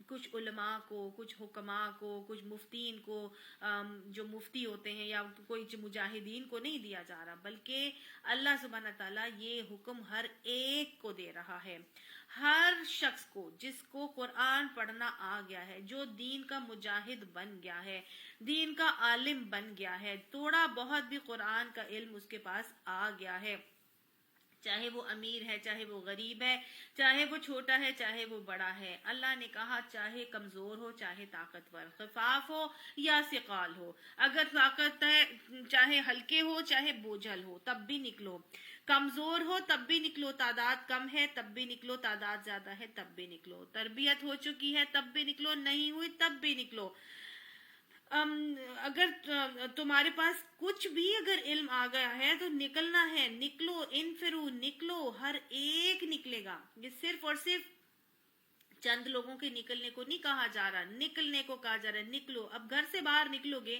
تو کیا کرنا ہے؟ ونڈو شاپنگ کرنی ہے، کانسرٹس میں جانا ہے، فیشن شوز میں جانا ہے، یا یہ کہ کمیٹی پارٹیز اٹینڈ کرنی ہے، کس لیے نکلو؟ وَجَاهِدُوا بِأَمْوَالِكُمْ وَأَنفُسِكُمْ فِي سَبِيلِ اللَّهِ، جہاد کرو اپنے مالوں سے اپنی جانوں سے اللہ کی راہ میں۔ گویا نکلنے کو حکم دیا جا رہا ہے ہر حال میں، طاقت ہے نہیں ہے، کمزور ہو یا صحت مند ہو، استطاعت ہے یا نہیں ہے، کیا کرنا ہے؟ تمہیں اللہ کی راہ میں جان سے بھی جہاد کرنا ہے، مال سے بھی جہاد کرنا ہے، ہر حال میں جہاد کرنا ہے۔ ہر شکل میں جہاد کرنا ہے، ہر رویے سے جہاد کرنا ہے. یاد کر لیجئے جہاد کی کتنی قسمیں ہیں. ہر سٹیپ پر ہمیں ہر طرح سے جہاد کرنے کا حکم دیا جا رہا ہے. اپنے مال بھی لگاؤ اس میں اور اپنی جانیں بھی لگاؤ اللہ کی راہ میں. ذالکم خیر لکم، یہ تمہارے ہی لیے بہتر ہے. اللہ نے کہا تم جب جہاد کے لیے نکلو گے تو یہ مت سمجھنا کہ اس سے اللہ کا کوئی فائدہ ہوگا یا اللہ کو اس سے کوئی فائدہ ہوگا یا اللہ کا کوئی تم کچھ کر دو گے. نہیں، یہ تمہارے حق میں ہی بہتر ہے. کیونکہ جب میں نے آپ کو بتایا نا حدیث کے حوالے سے پتہ چلتا ہے جب کوئی مال دیتا ہے کسی مجاہد کو فی سبیل اللہ نکلنے والے کے لیے تو جتنا اجر اس مجاہد کو ملتا ہے تو مال دینے والے کو بھی اتنا ہی اجر نکلتا ہے. اور اگر تم اپنی جانوں سے نکلتے ہو تو پھر تو بہت ہی زیادہ بڑی بات ہے. اپنی جانوں سے جہاد اور اپنے مالوں سے جہاد صرف اور صرف قتال کی صورت میں نہیں ہوگا بلکہ ہر لیول ہر سطح کے اوپر جہاد کرنے کا یہاں پر حکم دیا جا رہا ہے. اور اگر دین کو حاصل کرنے کے لیے دین کو علم حاصل کرنے کے لیے نکلتے ہو تو میں نے آپ کو پہلے بھی حدیث سنائی تھی کہ من خرجا فی طلب العلم، جو نکلا علم حاصل کرنے کے لیے، العلم کو حاصل کرنے کے لیے نکلتا ہے، اس علم حاصل کرنے کے لیے، فہوا فی سبیل اللہ، وہ اللہ کی راہ میں ہی ہوتا ہے. تو یہ بھی اللہ کے دین کا مجاہد ہوتا ہے جو دین کا علم حاصل کرنے کے لیے نکلتا ہے. تو اگر ہم دین کے طالب علموں کے اوپر اگر اپنا مال لگائیں گے تو وہ بھی کیا ہے، وہ بھی فی سبیل اللہ مال لگانے کا عمل ہے اور رویہ ہے، وہ بھی جہاد ہی ہے جو ہم کر رہے ہیں. اگر ہم اپنے لیے لگا رہے ہیں، جب اپنی سواریاں لگا رہے ہیں یا اپنی کتابیں خریدتے ہیں یا اپنی چیزیں اس سے لیے لیتے ہیں یا اپنے لیے اسباب مہیا کرتے ہیں علم حاصل کرنے کے حوالے سے، وہ بھی کیا ہے، وہ بھی جہاد ہے جو ہم دین کا علم کو حاصل کرنے کے لیے کر رہے ہیں. اب جب یہ اپنی جان اور مال اپنی پوری طاقت اور استطاعت کے مطابق جب ہم یہ معاملہ کریں گے تو اللہ نے کہا اس کا فائدہ کس کو ہوگا، ذالکم خیر لکم، اس کا فائدہ تم ہی کو ہے. اور آپ دیکھیں مجاہد جب سارا دن صحیح اور جدوجہد کر کے کوششیں کر کے اپنی ساری دن کی روٹین اس کی اتنی زیادہ محنت اور مشقت والی ہوگی تو جب وہ اپنے بستر پر لیٹے گا نا، پڑے گا تو پڑتے ہی اس کو نیند آ جائے گی. اس کو کسی ٹرانکولائزر کی، کسی سلیپنگ پلز کی ضرورت نہیں ہوگی. اس کی ساری دردیں بھی ختم ہو جائیں گی، اس کا سارا خوف بھی ختم ہو جائے گا، اس کے غم بھی دور ہو جائیں گے، اس کی ڈپریشنز بھی ختم ہو جائیں گی. اس کو تو کسی چیز کا ٹائم ہی نہیں ہوگا کسی چیز کے بارے میں سوچنے کا، اور وہ پازیٹیو ایٹیٹیوڈز کے ساتھ اپنی پوری کی پوری اگلی زندگی کی پلاننگ کر کے اور وہ سوئے گا اور انشاءاللہ اس کے اگلے دن کو پچھلے دن سے وہ خود بخود بہتر بنائے گا. تو اس کو کیا ہوگا، اس کی ایمان کی طاقت بھی ملے گی، اس کی ثابت قدمی بھی آئے گی اور اس کے مسائل خود بخود حل ہوتے چلے جائیں گے. تو اللہ نے کہا یہ تمہارے ہی لیے بہتر ہے ان کنتم تعلمون، اگر تم جانتے ہو. تو پھر اب دین کی اشاعت کے لیے کب نکلنا ہے؟ کیا عالم بن کر نکلنا ہے؟ نہیں، ہر وقت نکلنا ہے. ہر ایک نے نکلنا ہے. جتنا علم بھی آ جائے اتنے ہی علم کو آگے پہنچانے کے لیے نکلنا ہے. دیکھیں کتنے لوگ ایسے ہوں گے جو آپ سے کم علم والے ہوں گے، کتنوں کو آپ نکل کے جا کے بتائیں گے تو کتنوں کو تو نماز کا طریقہ ہی نہیں آتا ہوگا، کسی کو طہارت کے طریقے اصول آتے ہی نہیں ہوں گے، کسی کو قرآن کا ترجمہ نہیں آتا ہوگا، کسی کو تجوید ہی نہیں آتی ہوگی. بھائی تو کتنی چیزیں ہیں نا، کسی کو تو کلمہ نہیں آتا ہمارے ملک کے اندر. تو آپ جب نکلیں اپنی اپنی سطح پر، اپنے اپنے لیول پر جتنا علم آتا ہے اس کو آگے پہنچائیں. جب آگے پہنچائیں گے تو اس کے لیے یہ نہیں سوچنا کہ بس عالم بنوں گی تو پھر ہی نکلوں گی. نہیں، نکلنا ہے اپنے اپنے استطاعت کے مطابق. اور اگر یقین مانیے کہ اگر قرآن کا یہ حکم ہم نے مان لیا ہوتا، ہم نے لازماً ہر ایک نے پکڑ لیا ہوتا، تو یہ جو آج جہالت ہمیں نظر آ رہی ہے نا، یہ آج نظر نہ آتی. اپنی اپنی طاقت کے مطابق اسلام کے اس سمندر کے اندر قطرے ڈالتے چلے جائیں. ہر شخص جب اپنی استطاعت کے مطابق قطرے ڈالے گا تو انشاءاللہ یہ سمندر اب کفر کو بہا کر لے جائے گا. اللہ ہمیں کفر کو بہا کر لے جانے والا وہ سمندر بنا دے. اب اللہ تعالیٰ نے کہا تھا کہ دیکھو نہیں نکلو گے تو اللہ تعالیٰ دوسروں کو لے آئے گا، ہلکے ہو گئے یا بوجھل نکلنا ضرور ہے، اور پھر اللہ تعالیٰ نہیں نکلو گے تو بڑا عذاب دے دے گا. اللہ تعالیٰ آگے فرماتا ہے کہ دیکھو کچھ لوگ تھے जिनको ये हुक्म दिया गया था, और उन्होंने इस हुक्म को मानने से इनकार कर दिया और मुख्तलिफ हीले बहाने और हुज्जतें बनानी शुरू कर दी। अब आगे अल्लाह ताला मुनाफिकीन के रवैये हमें दिखाएगा और मुनाफिकीन के बारे में कुछ बातें हैं जो यहाँ पर बताई जाएंगी, और उन मुनाफिकीन के रवैयों को जो अगर हम देखेंगे तो हमें साफ समझ में आ जाएगा कि ये सारे वही रवैये थे जो मुशरिकीन मुनाफिकीन ने जंग तबूक से पहले रसूल अल्लाह सल्लल्लाहु अलैहि वसल्लम के साथ अपनाए थे।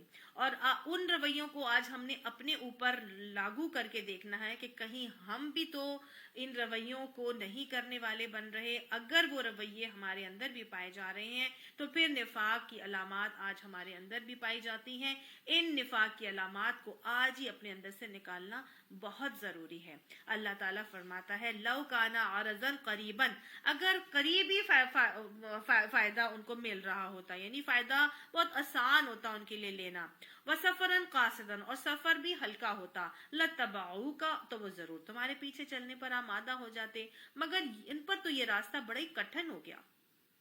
गोया वो क्या करते हैं, उनको अगर ये कहा जाता कि भाई सफर बड़ा आसान है और हल्का है और फायदे भी उसमें हमें नजर आ जाएंगे, तो फिर वो जरूर तुम्हारे पीछे चलने पर आमादा होते। गोया मुनाफिक की सिफत ये है कि वो क्या करता है, वो ठंडा ठंडा आसान दीन तो मान लेता है, लेकिन जब मुश्किलात आती है ना तो वो ठटक कर खड़ा हो जाता है। और यही रवैया हमने सूरह बकरा में भी पढ़ा था कि जब रोशनी होती है तो चल लेते हैं और जब अंधेरा आता है तो वो ठटक कर रुक जाते हैं। तो वही बताया जा रहा है कि अगर सफर हल्का होता और फायदा उनको मिल रहा होता तो वो जरूर चलते, लेकिन उन पर तो एक रास्ता बड़ा ही मुश्किल हो गया, तो मुश्किलात आने पर वो रुक जाते हैं। अब वो खुदा की कसम खा खा कर कहेंगे कि अगर हम चल सकते तो यकीनन तुम्हारे साथ चलते, और वो हीले बहाने और अपनी इख्तियार करते हैं और लगाते हैं कि भाई हमारे पास अब इस्तिताअत नहीं है, हम जा नहीं सकते, झूठी झूठी कस्में खाते हैं। इस हवाले से अल्लाह ताला ने यहाँ पे साफ बताया ना कि फायदा सहलुल हुसूल होता, फायदा नहीं मिल रहा ना, उनको तो दुनियावी फायदा चाहिए था। अल्लाह ने पीछे भी बताया था कि अरज़ी तुम बिल हयात दुनिया मिनल आखिरह, तुम आखिरत के ऊपर दुनिया की छोटी छोटी खुशियों पर तुम खुश हो गए हो। तो क्या है, अल्लाह सुब्हाना ताला ने यहाँ पे यही बताया कि वो कस्में खाएंगे, हीले बहाने बनाएंगे, वो अपने आप को हलाकत में डाल रहे हैं। अल्लाह खूब जानता है इन्नहुम लकाज़िबून, कि वो झूठे हैं। तो गोया मुनाफिक जिहाद से रुकने के लिए झूठे बहाने क्रिएट करते हैं। अल्लाह ने कहा वो झूठ बोलते हैं। तो मुनाफिक की सिफत क्या है, जो पहले भी हमने पढ़ी कि बात करे तो झूठ बोलता है, इज़ा हज़सा कज़बा। तो मुनाफिक जो जिहाद पर निकलने में सुस्ती कर रहे थे, वो झूठ भी बोल रहे थे, और उनके रवैयों में क्या था कि वो आसानियां तो मानते हैं, मुश्किलों में रुक जाते हैं और झूठ बोलने का मामला कर रहे होते हैं। अगली बात बताई जा रही है कि आप सल्लल्लाहु अलैहि वसल्लम के साथ इजहार नाराजगी है अल्लाह ताला की कि अफल्लाहु अन्का, अल्लाह ने आपको माफ कर दिया। अल्लाह ने आपको माफ कर दिया। क्यों माफ कर दिया नबी सल्लल्लाहु अलैहि वसल्लम को? नबी सल्लल्लाहु अलैहि वसल्लम ने ऐसा क्या काम किया था? एक तो बात ये पता चल रही है कि अल्लाह के नबी अल्लाह के हबीब थे, तो अल्लाह ने अपने हबीब की माफी का पहले ही ऐलान कर दिया कि अल्लाह ने आपसे दरगुजर कर दिया है। आपने लिमा अज़िनता लहुम हत्ता यतबय्यना लकल लज़ीना सदक़ू व तालमल काज़िबीन, आपने उन्हें क्यों इजाजत दी? जब वो झूठे बहाने बना रहे थे तो आप उन्हें इजाजत देते चले जा रहे थे। अल्लाह ताला कह रहा है कि अल्लाह ये इसलिए मना कर रहा था क्योंकि अल्लाह ताला ये देखना चाहता था कि कौन सच बोल रहा है और आप जान लेते कि कौन झूठा है। अल्लाह ये जाहिर करना चाहता था। तो योया अल्लाह सुब्हाना ताला जब भी मुश्किलात या जिंदगी में कोई ऐसी मामलात दरपेश लाते हैं तो उसका मकसद ये होता है कि सच और झूठ और खुलकर वाज़ेह होकर और सामने आ जाए। तो यहाँ पर भी बताया जा रहा है कि पहले देखिए, असल में हमें सूरह नूर में अल्लाह ताला हुक्म देते हैं कि आपने जब कुछ निकलना हो नबी सल्लल्लाहु अलैहि वसल्लम से, किसी चीज के लिए हटना हो तो आप अल्लाह से के नबी से इजाजत लेके जाएं। लेकिन यहाँ पर बताया जा रहा है कि अल्लाह के नबी से मुख्तलिफ लोग फिर इजाजत लेने आ रहे थे कि हमें माफ कर दें, हमें रहने दें, हमें ना जाने दें। तो अल्लाह के नबी आगे से कहते थे कि ठीक है मत जाओ। तो अल्लाह ने यहाँ पर कहा कि आपने क्यों उनको इजाजत दी। अल्लाह ताला इन बातों से ये चाहता था کہ وہ سچ اور جھوٹ جو ہے نا وہ واضح ہو جائے، سامنے آ جائے.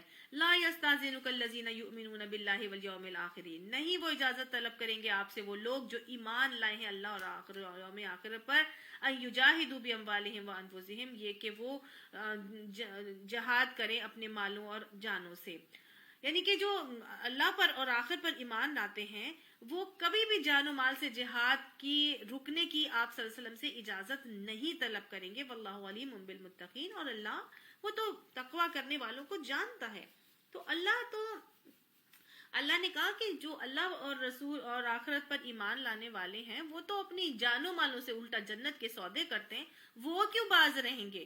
وہ تو جنت ان کو تو معلوم ہے کہ جنت ان کی جانوں اور مالوں کے بدلے ہی ملنی ہے، لہٰذا وہ کبھی بھی جہاد سے باز نہیں رہیں گے. ہمیشہ تقوی کرنے والے بڑی خوش اسلوبی سے، بڑی خندہ پیشانی سے، بڑی رضا و رغبت سے اپنی جانیں اور اپنے مال اللہ کو دیتے ہیں.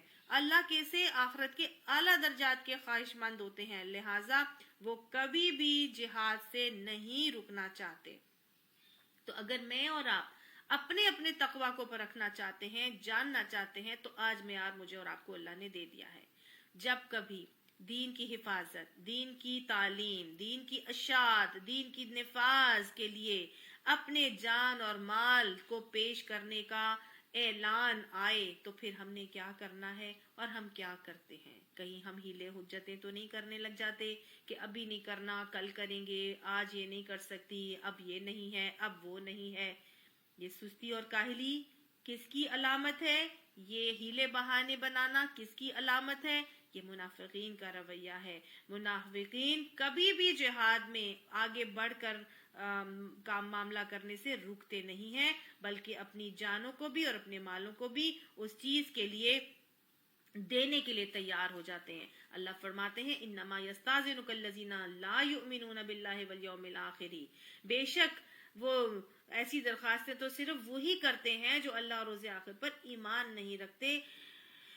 وارتابت قلوبہم، اور ان کے دلوں میں شک ہوتا ہے، فہم فی ریبہم یترددون، اور وہ اپنے شک ہی میں ڈاواں ڈول رہتے ہیں. تو گویا منافق کی کیا صفت بتائی جا رہی ہے کہ وہ ڈبل مائنڈڈ ہوتے ہیں. وہ یہی دیکھتے رہتے ہیں کہ فائدہ ہوگا نقصان ہو جائے گا، نہیں فائدہ ہوگا تو چھوڑ دیتی ہوں، نقصان ہوگا تو چھوڑ دیتی ہوں، لینے دو، اب کیا میں اب نہ کروں، بس یہ میرے سے نہیں کیا جاتا. تو جہاد سے رکنے کی پھر اجازتیں طلب کرنے والے کون ہوتے ہیں؟ اللہ نے بتا دیا کہ وہ منافق ہوتے ہیں، کیونکہ وہ ڈاواں ڈول بھی ہوتے ہیں، نہ ان کا ایمان اللہ پر ہوتا ہے اور نہ ان کا ایمان آخرت پر ہوتا ہے. وہ کنفیوزڈ اسٹیٹ میں ہوتے ہیں. اللہ ہمارے دلوں سے اس شک کو نکال کے، اللہ مذبذبین بین الذالک کا رویہ ہمیں چھوڑ کر صدق دل سے جہاد بالنفس، جہاد بالمال کرنے کی توفیق عطا فرما دے. اللہ تعالیٰ نے فرمایا اگر واقعی ان کا ارادہ نکلنے کا ہوتا تو وہ پھر اس کے لیے کچھ تیاری کرتے، لیکن اللہ کو ان کا اٹھنا پسند ہی نہیں تھا، اس لیے اللہ نے انہیں سست کر دیا اور کہہ دیا کہ بیٹھ رہو بیٹھ رہنے والوں کے ساتھ. گویا اللہ سبحانہ تعالیٰ یہاں پہ صاف بتا رہے ہیں کہ اگر کسی کا ایک کام کرنے کا ارادہ ہوتا ہے نا تو پھر وہ اس کے لیے کوشش بھی کرتا ہے. صرف زبان سے کہنا کافی نہیں ہوتا، اپنے عمل سے بتانا پڑتا ہے کہ ہاں واقعی میں میرا یہ پکا ارادہ ہے. اب کتنے لوگ ہوتے ہیں ایسے کہتے ہیں کہ ہاں یہ میرا بڑا دل کرتا ہے قرآن کلاسز میں آنے کا، لیکن میں کیا کروں، مجھ سے آیا ہی نہیں جاتا. تو جو لوگ اس قسم کی باتیں کریں اور سستی اور کاہلی کا شکار ہوں تو وہ بتایا جا رہا ہے کہ اپنا اپنا محاسبہ کر کے دیکھا جائے. یہاں پر میں اور آپ کے اگر یہ رویہ آج میرے اندر پایا جا رہا ہے کہ میں بھی سستی اور کاہلی کا شکار ہوتی ہوں اور بہانے ہیلے حجتیں کرتی ہوں، تو پھر اللہ نے کہا کہ پھر اللہ کو ایسے لوگوں کا آنا پسند ہی نہیں ہوتا، اس لیے اللہ ان کو اٹھنے کی توفیق ہی نہیں دیتا. اللہ ان کو توفیق ہی نہیں دیتا اور ان کو بٹھا ہی دیتا ہے اور ان کو سستی کاہلی کا شکار کر دیتا ہے. تو یہاں پر منافقین مکہ کا، منافقین مدینہ کا بھی ایک رویہ یہاں پر بتایا جا رہا ہے. اب اللہ تعالیٰ فرماتے ہیں کہ اگر وہ تمہارے ساتھ نکلتے تو تمہارے اندر خرابی کے سوا کسی چیز کا اضافہ نہ کرتے.